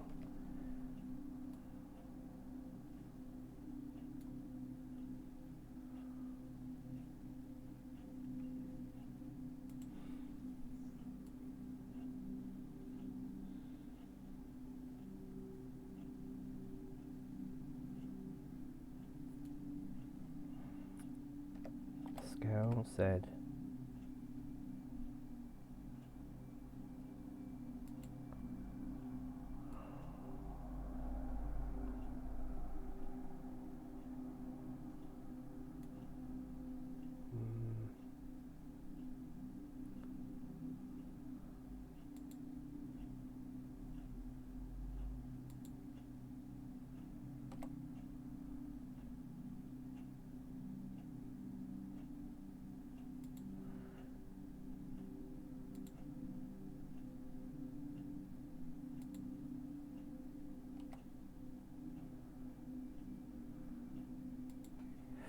Okay, that kind of looks alright. That looks alright.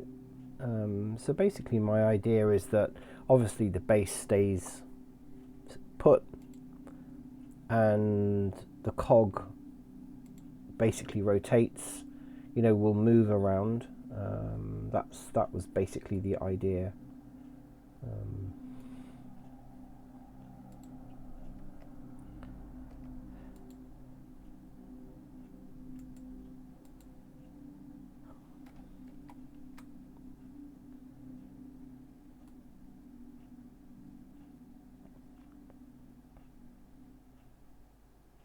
keep it simple because I want it fairly low prim.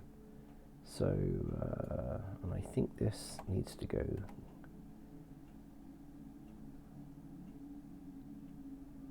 What is happening?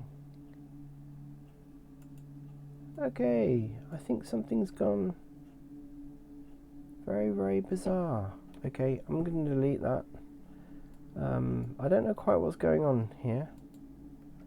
Something very, very strange is going on.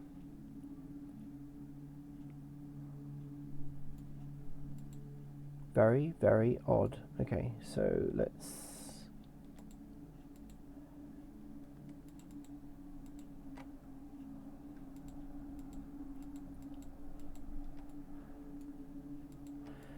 easiest way of doing that really is, I find, is to just select one face and just select everything else and then just shift click another one.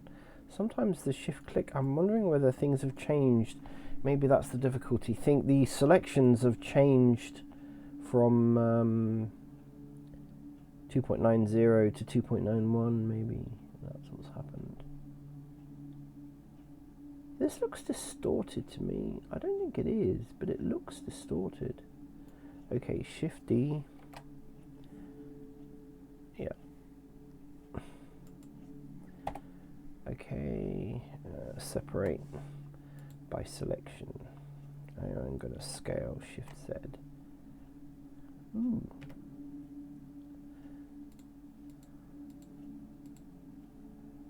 Scale Shift Z.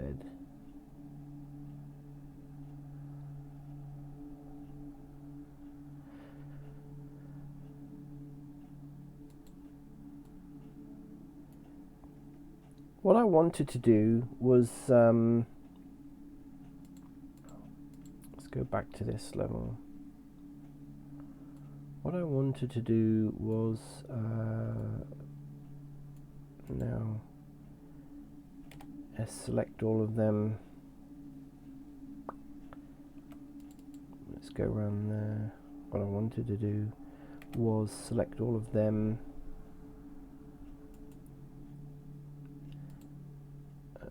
At center. There we go. Ooh. No. Wow. Okay. Fill. No.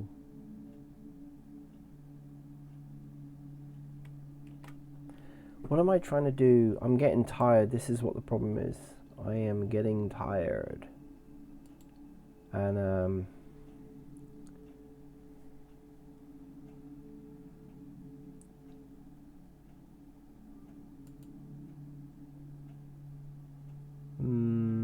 what is it I'm trying to do?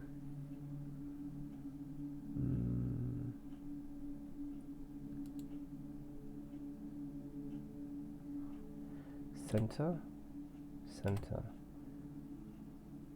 There we go. 0. That's what I'm trying to do. It's coming to me now. Fill.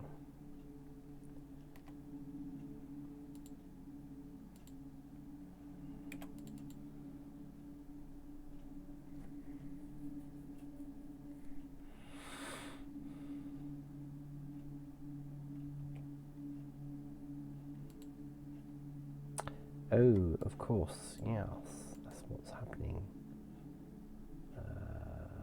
Separate, dissolve.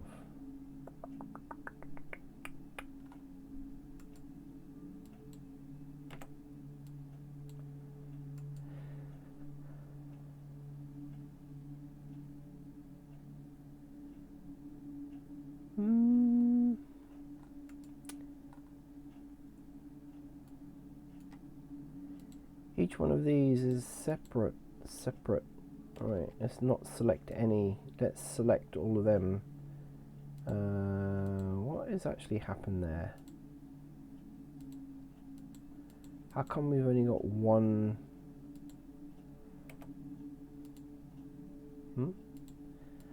So these are all separate. And how come?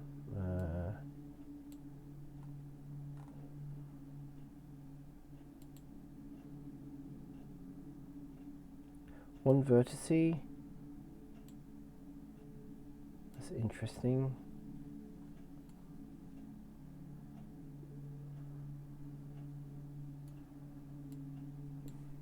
Okay, am I doing something wrong here? This is really strange. We're in edit mode.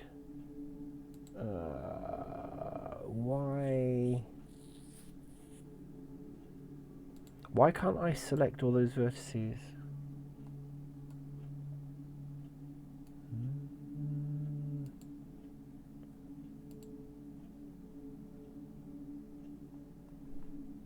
How strange.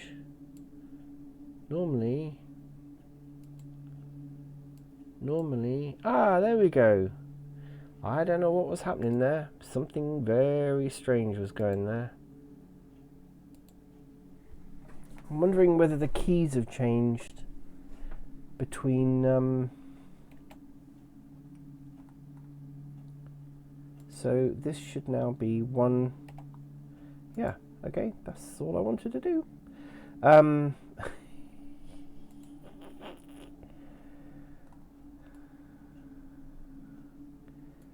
Right, so what we need to do is I wanted to select all of them. I want to fill that up. There we go. That's it. Now we're talking. Right, so each one of these should be a separate face, and we've got that. I don't know what's going on. Maybe it's some different different settings now with version 2.91. Anyway, that's my excuse. Anyone got any questions? Anyone got anything? Anything at all? Right, so what I'm going to do is select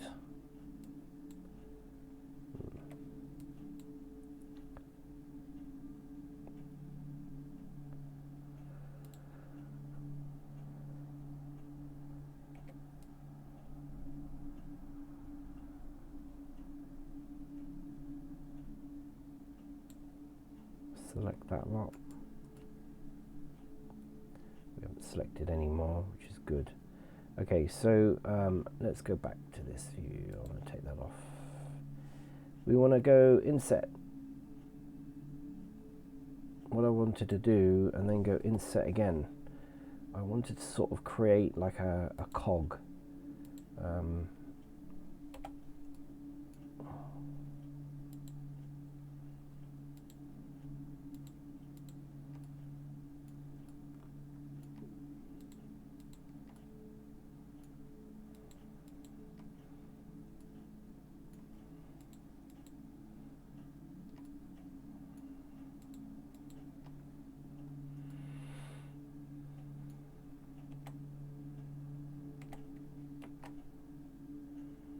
Thank you. We're just going to do this, and because I don't, that's fine. That's fine. I mean, I would prefer that to look a little bit more cog-like, but I'm not going to mess about with this too much. I want to just see this. Have we got the bottom? No, we haven't. So let's get rid of this. Don't need these on the bottom. Saves making mesh that we don't really want to use. Delete faces. It appears to me that the lens. What is going on there?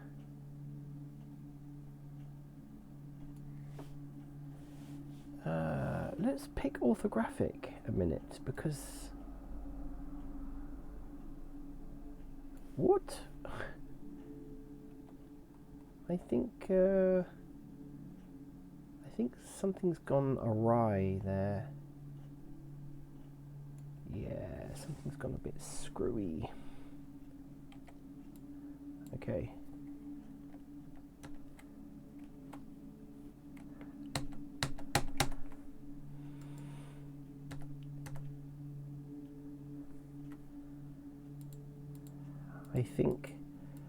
I think I've done something a bit skew-whiffy. I'm going to just grab that and try and line that up as much as possible. It's kind of a bit weird. Okay, I think that's the problem that I was having. Maybe this base is also... I think it's a bit skew-if. That's what the problem is.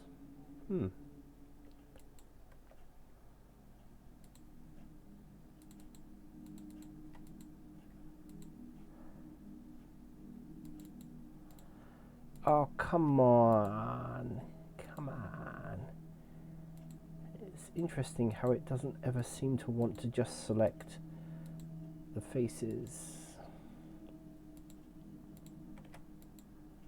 Yeah, the keys have changed.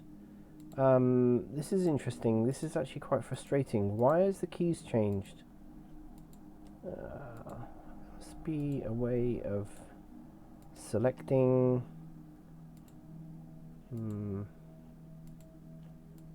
Oh yeah, it has. It's changed. Okay, so we're in orthographic mode. I need to grab this, and I want to move that kind of like that, really, because it's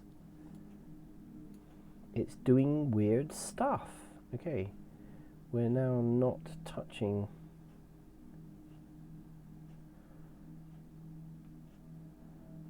Ooh, that still doesn't look right. I don't know what I've done. Isn't this weird? This is certainly weird. Okay, so I think somewhere along the line I have screwed up. So that kind of looks centered to me. Okay, let's go back to this job and grab that and center it. I wish there was a way of centering, like there must be a way of actually centering on the Z axis, you know, dead center. Like you could just I'm not so sure there is.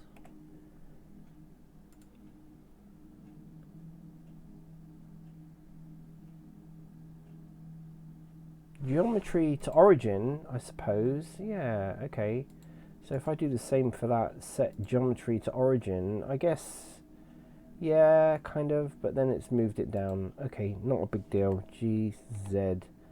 Let's just bring that up a little bit. Okay, so that kind of does work, but it doesn't work.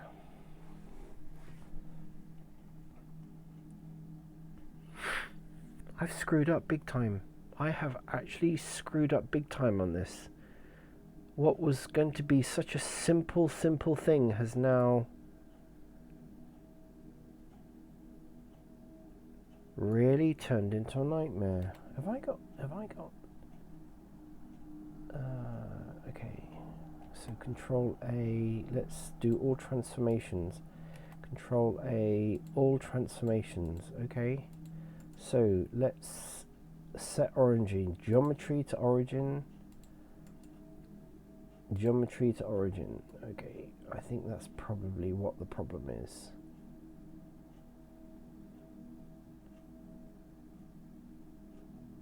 That's looking better. Okay, so we want G on the Z. Okay. Still doesn't really look very good.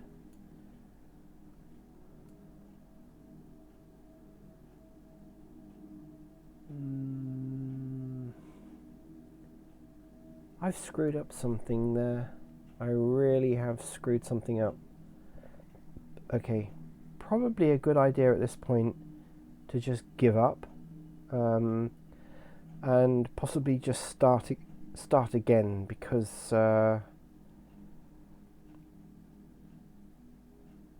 this probably wouldn't rotate right now even if I tried. I've screwed something up somewhere along the line, and it's going to look really weird. Okay. Sometimes it's just good to realize that you've screwed up.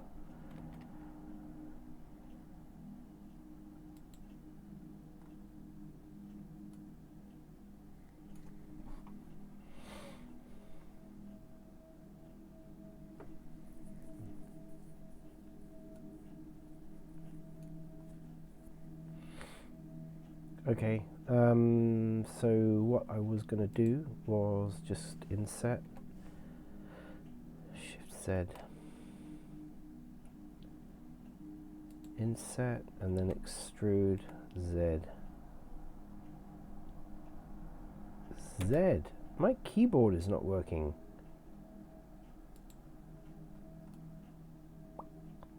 Okay, now I was going to select that, scale, Shift Z. Maybe that's what the problem was. I have got a feeling that my keyboard is not really behaving itself 100%. I think that's what the problem was. I screwed that up from the beginning, and of course that then had a knock-on effect all the way through. Okay.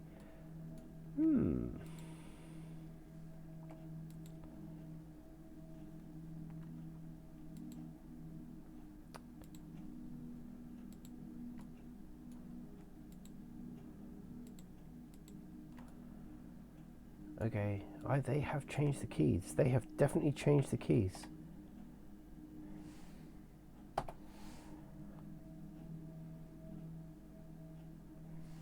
Separate by selection.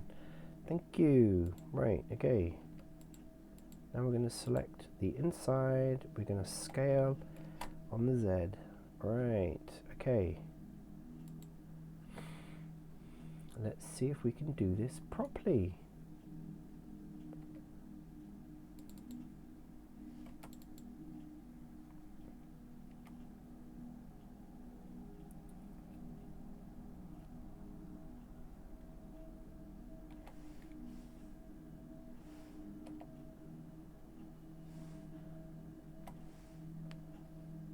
Go. Now it's working.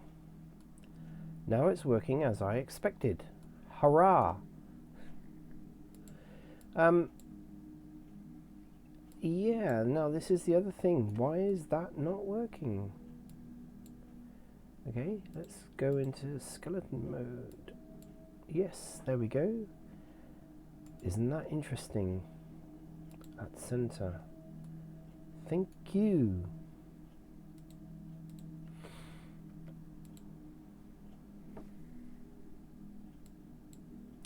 Okay, right, so we want this, we want to go inset. Let's say about there. Inset again. Let's say about there.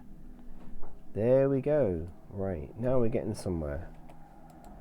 Let's go round.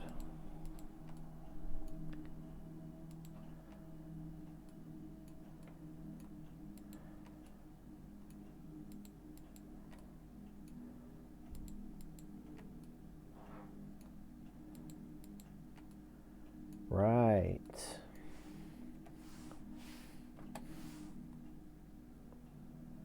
Extrude, scale on the Z, please. Thank you.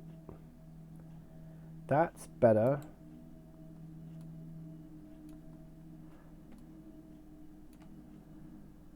It's a little bit too much.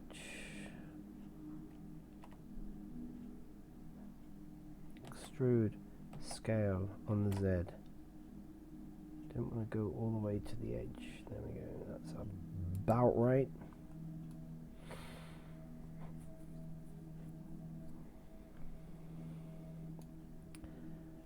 Scale Z. So I want to kind of just bring that down. I want to give it a little bit of an angle to just make it look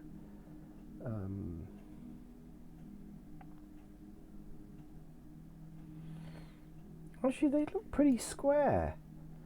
That doesn't look too bad. Doesn't look too bad at all. Right, so what I was going to do was then go around here.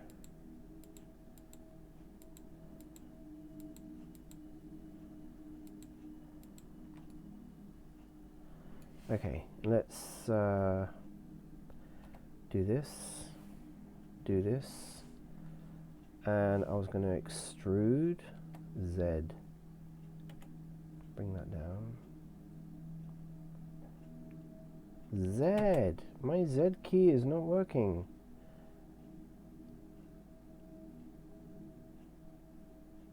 Okay, good.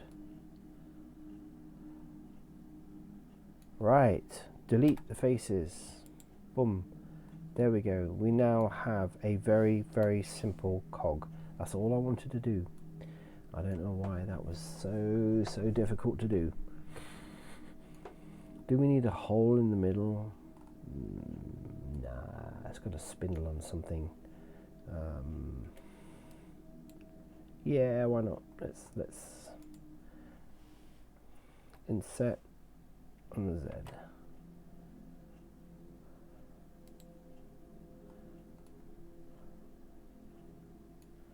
Extrude on the Z. Okay, let's just do something like this. Okay, inset, scale on the Z. Extrude on the Z. Thank you.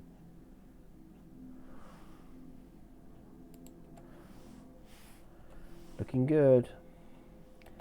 G, Z. Got it. Okay.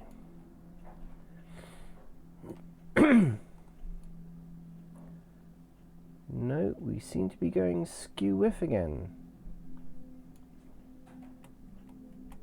Wow. Why are we going skew whiff? Scales off. Okay. Okay, let's try that again. Inset, Shift Z. In. No, we don't want to do that. Okay. We want to go extrude Z. Z. Wow. I think my Z key is insert Shift Z. My Z key is a bit off. I think that's what the problem is. Okay. Extrude Z. Look. Okay, we got it. We got it. That's all I want. Scale, Shift Z. Let's just go like that. Something like that. Something different. Okay. We're going to come out of there. We're going to go in there. We're going to select that face. We don't need it. Delete face. We need the face on the bottom, but we don't need the face on the top. Sorry, we don't need the face on the bottom. We need the face on the top. Okay, that's looking as pretty simple as I was thinking that it would be. I think what I might do, what might add something to this would be, hello, shade smooth. Let's go to the UV map normals, and yeah, that looks better. Might put a bit of a bevel on there. Bevel modifier.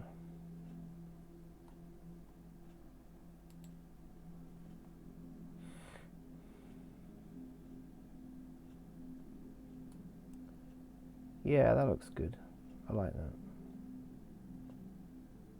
I like that. Right. Okay, now do the same with this. Okay, so we're gonna shade smooth. Oh, now the amount of times until I found out that you could actually smooth the normals. To make it look good.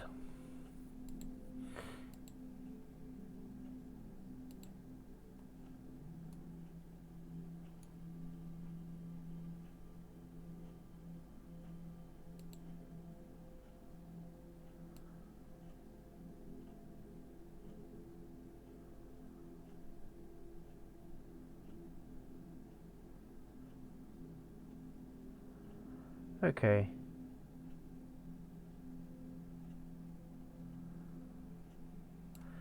Yeah.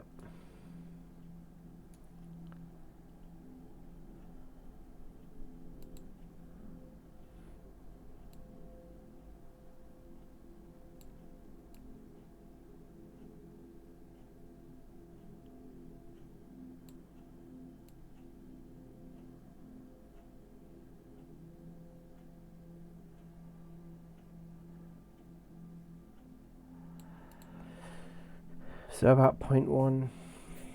Yeah, that looks good. That looks good. That looks good. It's kind of giving it quite a nice. It's got a little bit of a weird thing to it, so I think we need to go back in here. And there we go. Boom. Yeah, that's giving it quite a nice. I like it. I like it.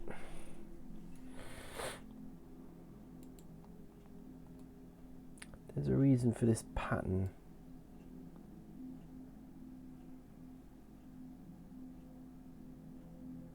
Yeah, there we go. There we go. There we go. There we go. That looks good. I like it. Let's just go back into Second Life a minute and see.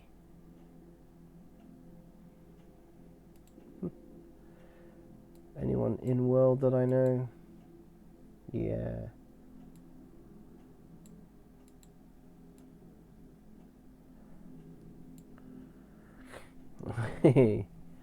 Let's just see what this guy's doing. So I just come in world. What is he doing? He was like flying around face down, looked like he was sitting on something. He may be testing. This guy is quite a good builder actually. He builds all sorts of stuff. I've seen him building like spacecraft and vehicles and all sorts of things. So I guess that's maybe what he's doing. He's just in world having a play.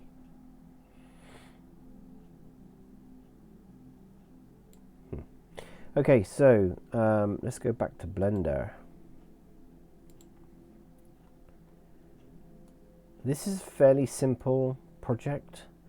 So now what I'm going to do is create some physics for it.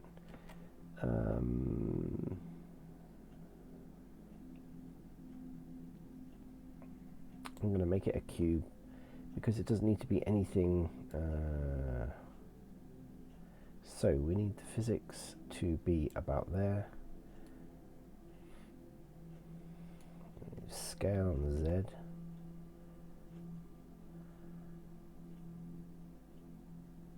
Until it's a woo. Scale Z. Okay, that's good. So we've kind of put a pizza box around it. This is our physics. We're going to rename this. And we're going to call this.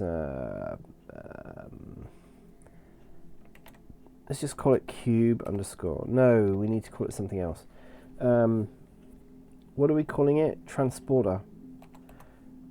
Transporter underscore fizz. Which is fine. Let's just hide that for now. So I'm going to call this transporter base. Okay, and then I'm going to call this transporter cog. Because what's going to happen is this is going to be rotating around, and the base is just going to be static.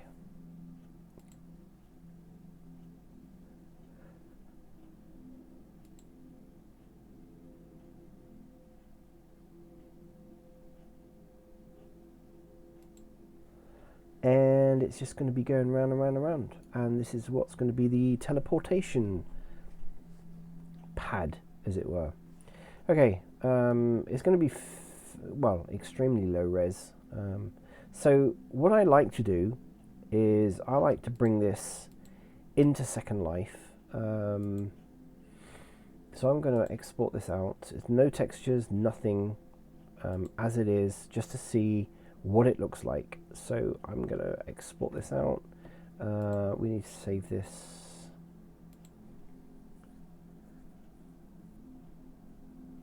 Do I have...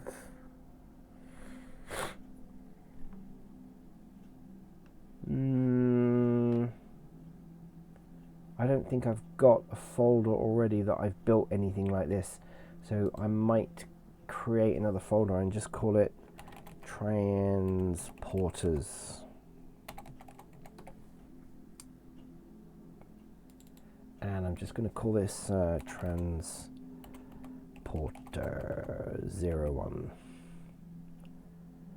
if I could spell correctly. I don't like this transporter. Crumbs. T-R-A-N. Wow, I can't spell today. Okay, so we want that on there, and we're going to export out. And then I'm going to select this, and this is going to be the physics. So we're going to export this out, and it's going to go into the same folder.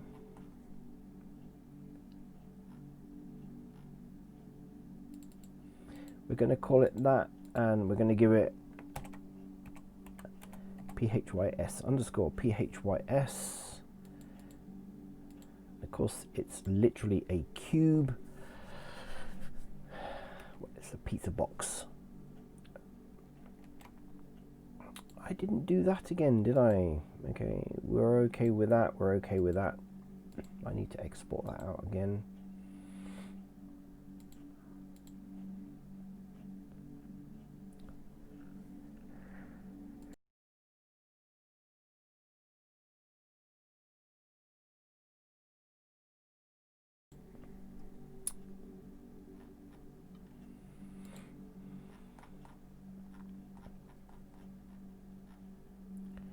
I'm getting tired and I'm making mistakes. This is what the problem is. Selection only. Okay. Let's go back into Second Life. There we go.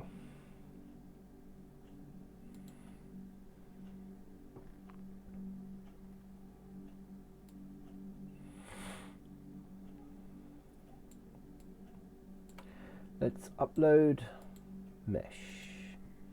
Don't expect this to be particularly should only be about 1 prim.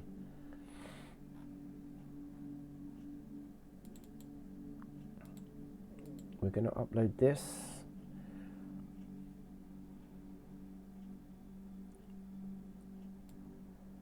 Okay, so obviously underneath we have that, and on the top are normals. Around the wrong way. Yay. Let's hide that. Cog, I didn't do this. I'm tired. Vertex. Normals, flip. Let's just check that the normals are actually around the right way. They look good to me.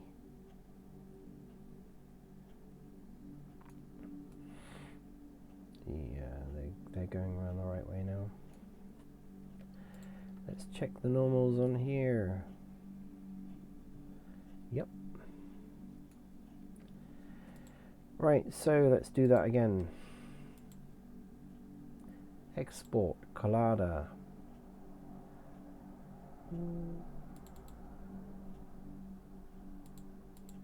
Oh, I know what's happening. I know why it's not. Ooh. File, I'm not saving it yet, am I? Ooh, that's not good. That's why it kept losing its directory. Beginning to wonder. Let's call this transporter 01. Okay. File, export, Collada, transporter 01. There. Right, okay. Sorry, we're back now to Second Life.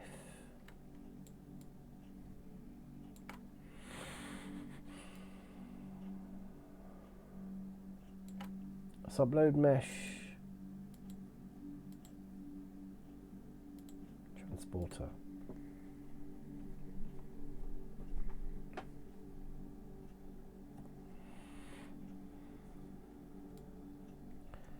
Okay, we're looking a lot better. That actually looks pretty neat. I think once this is textured, that's going to look pretty good. Physics, we're going to go from a file. The physics file is just literally a cube. Browse. That's our physics file. See how it's just a cube? That's literally all it is, because Basically somebody, in fact actually I don't think anyone's ever going to stand on it, but you never know. Let's analyze, simplify, let's calculate what that is going to be. Shouldn't be an awful lot. Ooh.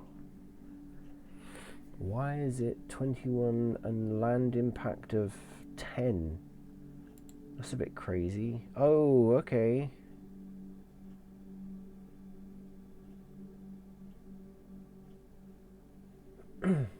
What? This doesn't need to be so high. That really only needs to probably be about 100, and this probably really only needs to be about 50.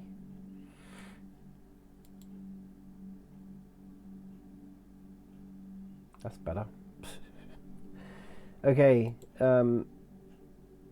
we can probably lower the detail of the physics down more because we don't really need it. Yeah, okay, so we're talking about 2. I said it would probably be 1 to 2, so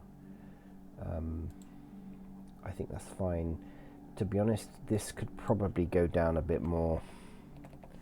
And I suspect that that could probably go down to 50-50. That might bring it down even further. Yeah, 2.2.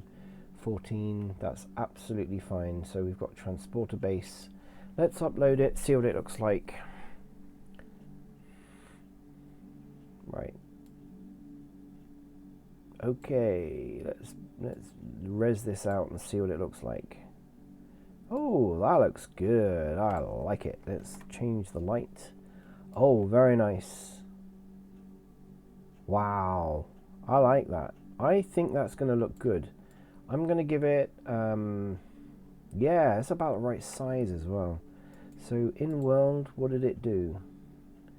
2, land impact of 2, which is about right because basically it's a pretty complicated, and it means that because it's got a physics model, it means that I can stand on it and it will look like I'm standing on it properly.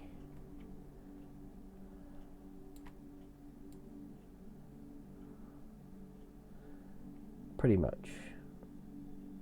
I don't know quite. Why is it?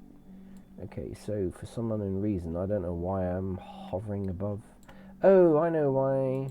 Duh, because it's still that and not prim. When we make it a prim, it should go down. No? That's interesting. Anyway, I know I've done the physics correctly. And for some unknown reason, it's gone up to 3.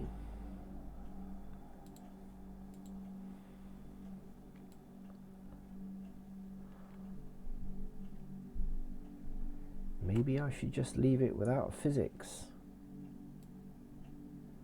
If I make it a bit smaller. It could actually go smaller. Kind of big, actually.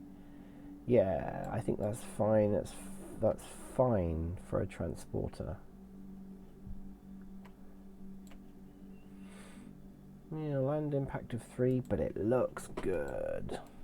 Now the beauty of doing it like this is that I can go edit linked.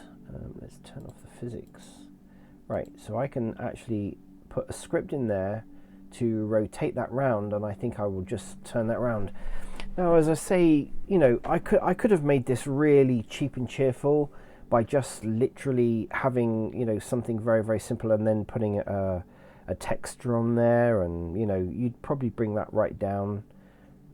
In fact, I think I probably can even link, you know, make that a little bit less. I mean, 3 for that is probably a bit, but I mean, that's not a lot, really, for something that actually looks quite good. Why am I hovering? Am I hovering full stop? I think oh, I am. I am hovering. That's why it didn't look like I was standing on it. Why am I hovering?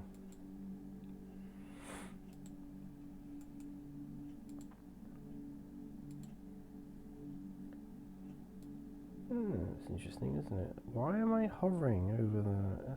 That's bizarre. That's bizarre. That's better.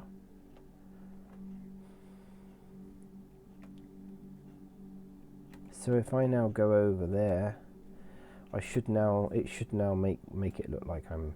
I'm going to try uploading this actually without a physics model because yeah, now it'll look like I'm actually standing on it. Yeah.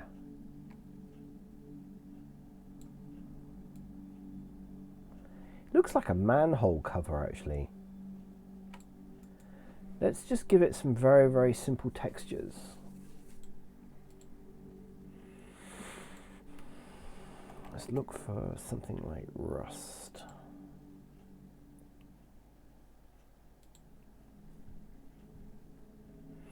I think they've got a class because now this sim is gone really slow.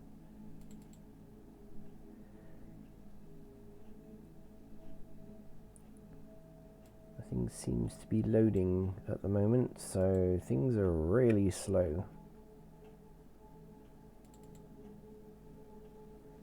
Ooh. That's a nice texture, I like that.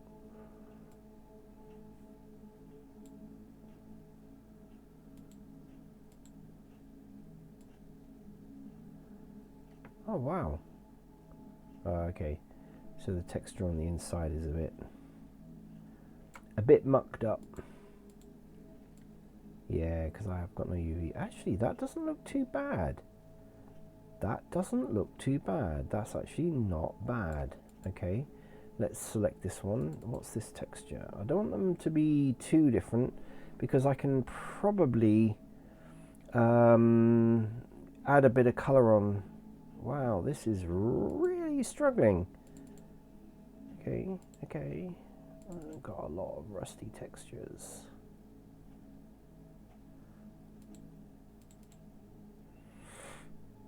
Come on. Come on, come on, come on. These don't want to load. I think the sim has gone really slow. It doesn't look like it. I mean, we've got 40 frames a second there. Let's see. I just want another. There we go. That's probably quite a good one. I just want something slightly. Ooh. No, I need to do this properly. It's it needs a proper UV. It looks pretty crap.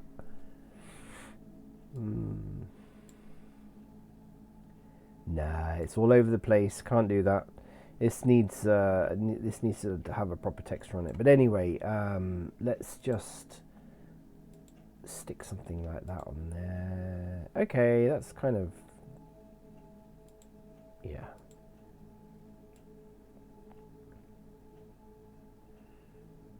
Yeah, it needs to have a proper texture on there. But it looks good. I like it. I like the, you know, that's not too bad at all.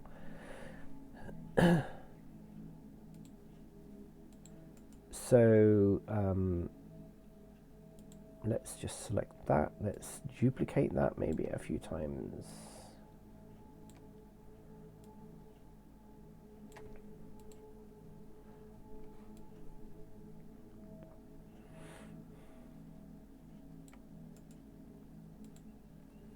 I want to select that, and I need a rotate. I have a rotate script. So you got a rotate texture script there, rotation script. Okay, where does that go? Oh, right, okay.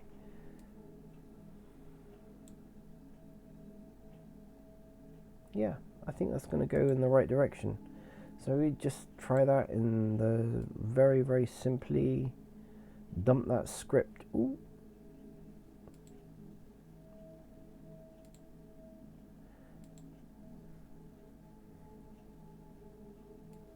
Rotation script, we want to dump it.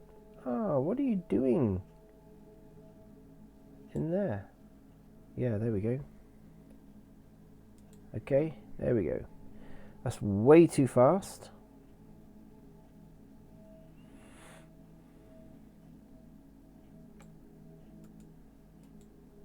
But that is the effect that I want. Let's way too fast. We probably need, I think we want like a 0.1. 0.1 is probably really enough. Yeah, that's better.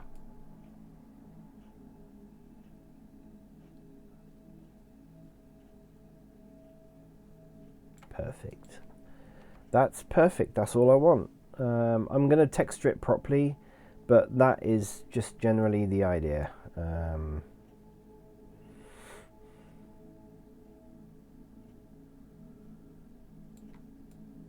Yeah, I like it. I like it. I like it.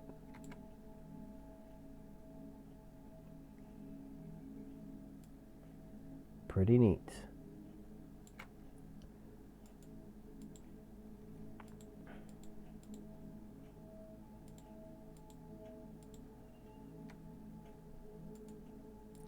I'm going to take that lot. Let's remove this. Always save your stuff. Right, I'm going to remove that. I'm going to create... I'm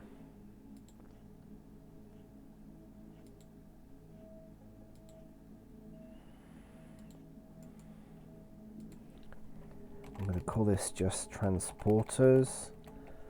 Okay, and then I'm going to paste that in there. Then I know where it is. That's it. Okay. Okay, we're coming up for 3 hours stream. My microphone, now I know exactly why my microphone drops off. And it's because I am capturing the desktop audio when I play music. And that, for some unknown reason, when I do that through a browser, after a period of time, it seems to knock my microphone off, which is rather irritating. So anyway, I think I will call it a day. Anyone that I know that will speak, not somebody that will speak.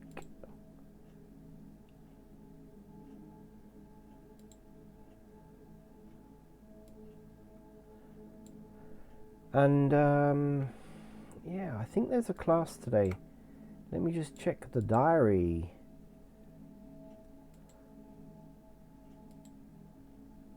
Let me check the diary. What is the diary today?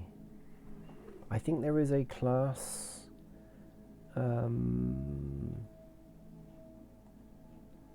Today is Series B.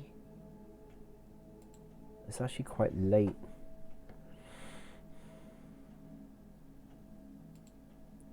Yeah, so they have got a class on today at 1 p.m. So in about an hour's time. And it's part 5 of 7, Series B. And I think this was actually it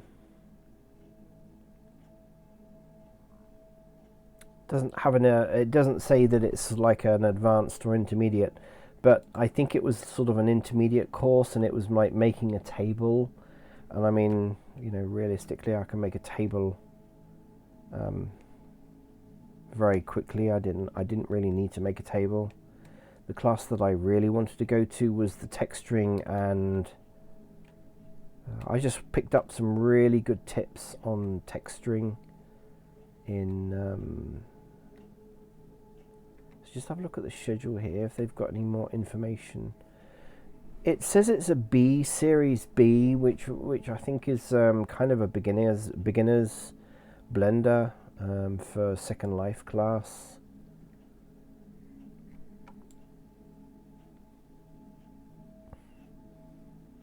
Yeah, they got a snow globe one, but that's very late. 4 p.m, which is going to be about 4 hours time. Yes, way too late. But yeah, I read the details about that one. That would be one that I would like to go to. Anyway, I'm going to call it a day.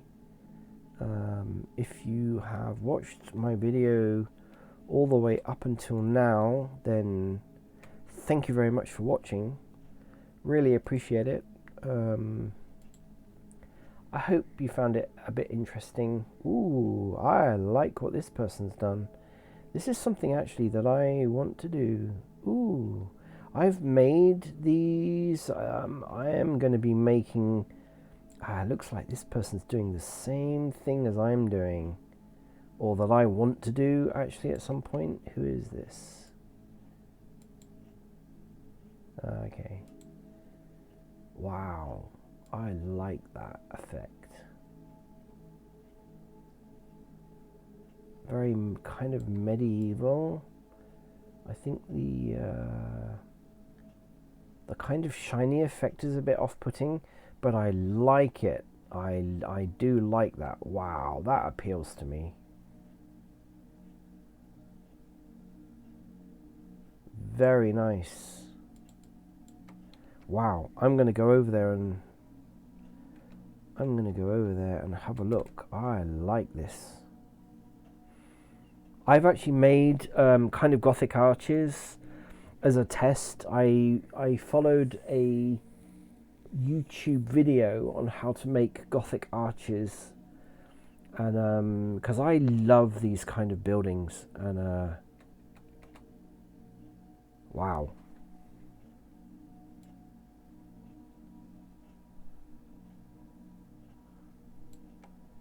Has this person made this, or are they playing with it? No, he's made it. Wow, okay.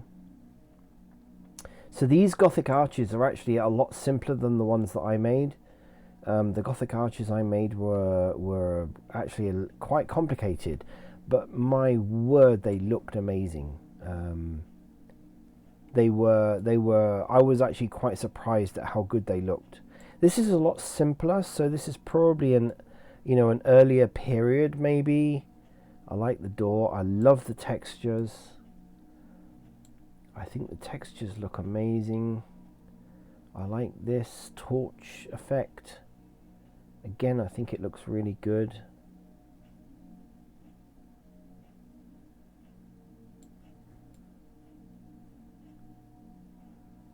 Yeah, that's it. Like I was saying earlier, I want to at some point make kind of a cathedral, a real Gothic kind of cathedral building, and yeah, I see what he's doing. He's putting the torches on the wall.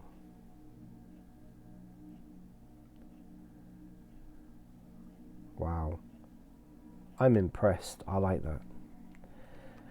I like that.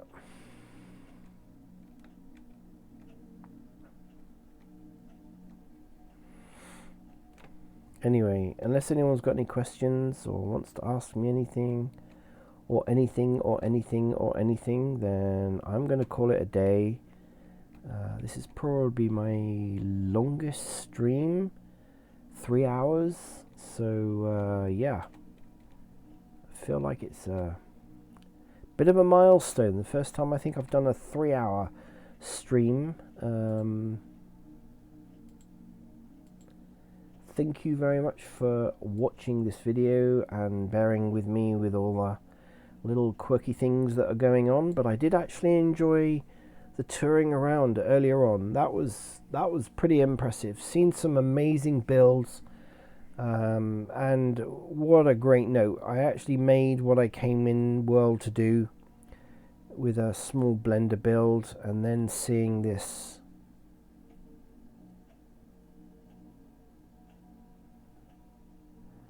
I wonder, is he making this for some... it could just be either part of a bigger build, or he's just doing this as an exercise. I think there's a couple of things that are not right with it. Oh, no, right, okay. Okay, I got it. Yeah, I don't know whether this could just be something for roleplay. Maybe, but it is. I like it. I like it. I love this effect, where you could be going down lots of corridors. And the other thing that I would like to do is to try and I've already built arched windows and Gothic kind of windows, and I would like to do this with the Gothic arches, the great big thick walls, and the Gothic windows. And, yeah, I like that. Anyway, we finished on a high, which I really like. Thank you again for watching my video, coming along, enjoying. It'd be really nice actually to meet someone else that's a bit of a fan of Second Life, and I used to like just teaming up with almost complete strangers and just wandering around Sims and going into shops and just looking and listening to music, and I like that. Anyway, thank you very much, and I shall see you again in another video soon.